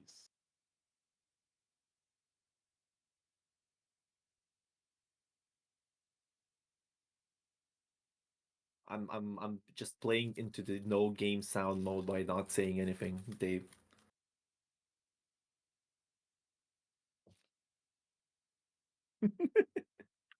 All right, still till Naya gets it done here. We're gonna be looking at the grand finals here. Saki coming from the loser's side into Space and sitting on the winner's side here. If Saki wants to get this match and the dough going, he needs to beat Space 6 matches, and that is not gonna be an easy beat to do. Press Alt F4 to activate the sound. Mars Blade Do you coming out. know that I haven't heard this troll since 2008? Sometimes you just gotta. Oh man. You just gotta tell people how to fix their problems. By the way, if you do not know, chat, that is like the global help command from Windows. Just Alt F4. Always works. Yeah. Saki using the Alt F4 of a Granblue, a nice little DP cutting through that riding 3 throw, a rejected 2, but you know, does not matter.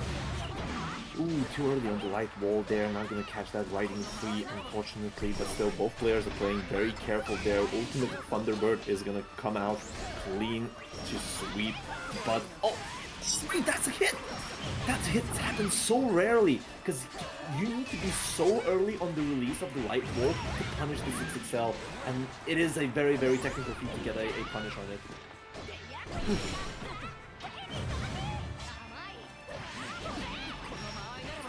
Man, Saki trying to go for that EX Frozen Blade.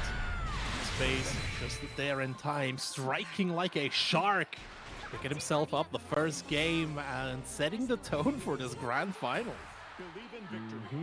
Definitely. Space is there Gonna be working pretty tight because he's been on a roll this whole tournament.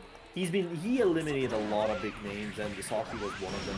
So it's on Saki's side to adapt to whatever is happening. And you know, when those adaptations are looking like a fuzzy jump out of corner and you're taking a lot of damage, it's not looking that great for Saki. It's looking kind of rough here again. Space just seems to have a little bit of a leg up to you. Giving him that knockdown light shield there as well. Decides to advance forward. Space just cutting off all opportunities coming in. Which Beatrix looks like such good a character. She is. She's a really good character. Yeah. If she wasn't a monster of a pressure machine, she'd be more liked. I like Beatrix. Beatrix too. I don't know. I like good characters. I don't know what everyone else wants. Ooh, catches Saki there on the crowd. Probably Fuzzy jumping out of the corner. And now Space getting that one more round going. Thunderbird catching his mark over the Frozen Blade. Whoosh! Gonna get another 6XL, and with that, Space is building up a very, very powerful momentum. Ultimate Thunderbird, get that hard knockdown just to keep up the pressure. Save jump, he gets that BC over. Now it's on Saki to get out of the corner. Press F to pay respects, Dave. Mashing F like a madman. Not gonna lie. Ooh. Yeah, no, that's not how it works. The EX Enchantment lands punished to hell and back, and Space picks up a quick 2-0. Is this gonna be the easiest $300 that Space has ever seen? I actually don't know. Saki has gone back to the room. Maybe Catalina. Maybe that we're going into that kind of, you know, alternative universe where Catalina, if Saki was continuing to play Catalina, it might have lost that the whole tournament. But now, you know, there's a lot of believers out there. There's a lot of preaching. There's a prayer for the legendary Saki sweep. All right, chat. I need you to support Saki. I need either hashtag Saki sweep or I need the Swampen Swamp Sverige for in the chat right now. Power up our Saki boy. Moderator foremost. Once I saw. Yo! Holy Ladder coming out here. Saki starting to take back at the momentum, but Space straight behind him. Gets that back throw, wants that corner, but there's that floaty jump. What? Saki, no! You have the hit 6XL there to punish. Suffering from success there indeed, and this is going to be going into good damage for Space, converting it off, killing that one BC as well, because Saki is such a BC monster, now leaving himself at a 0 BP. Here we go, guaranteed counter hit, and now you're looking at a very, very bad position. 0 BP is going to put you in so many bad positions, because Beatrix is open. You can die from a command grab right now. You can die from a command grab, absolutely. You can also die from this 2H. God damn, Space. Jesus Christ, tournament point Space. We're looking at a very, very tough position here for Saki, and Far H riding free, catches his mark, does not get uncleared, and gets a good counter hit. Good to confirm from Saki, keeping up the pressure, and now looking at this. I love this reaction from him. He's so ready. Absolutely is. Ball coming out here. The fuzzy jump caught as well. 6XL spaced out, but Saki Right there with the punish, another holy ladder stop and the riding free, but embarrassed play cutting straight back through. Saki really wants more chances at this tournament, but Space is absolutely relentless. Tap, try to go for a reset, but Saki says no die. 6XL gets the connection. Sponge against the Star Chaser. Orion, will Space do it? I don't know, but at the same time, Saki is keeping it very nicely, and that's going to be a counter hit jump in, which will lead into a basketball combo. Saki still breathing. He's gasping for that air, and he is getting that oxygen. That's all he needs. He needs to breathe. He needs to recenter. He needs to get into Space's head. This shimmy is a great start right now. The momentum is absolutely on Saki's side. How the fuck was that same side? No, it's not just the same side. Saki has been trying to throw out of there, but the fuzzing is... Wait, hold up. He is going in. Raging Strike gonna spend 50 bar. Here we go for the noble strategy, and he's in. He gets the match in. You are dog shit, the Arivas, dude. Holy moly. And it basically broke the game. We're going into please wait. Believe in victory. Battle 1. Oh, He is so socked in, dude. He is so socked in. We see some 6XL catching the noble strategy there. Saki keeping it pressure, but the Space very inclined to use those DPs and like that. Tries to go. Speaking about using the DPs, very unfortunate position there for Saki. Gonna get punished for going for Holy Ladder. This is not gonna be just a regular combo. This is a full cash out, my dude. Look at this team. It's kind of rough, I will not lie. 2H stopping Saki from advancing, and this is another set point now for Space. But Saki, the most important thing, right? Like the momentum is back on Saki's side right now. It's not on Saki's side. I think it's about equal, but Space definitely has to pay a little bit of attention right here. Tap, fight that low. Another low there as well, but there's the Grave Strike. It's unfortunate. Saki getting carried.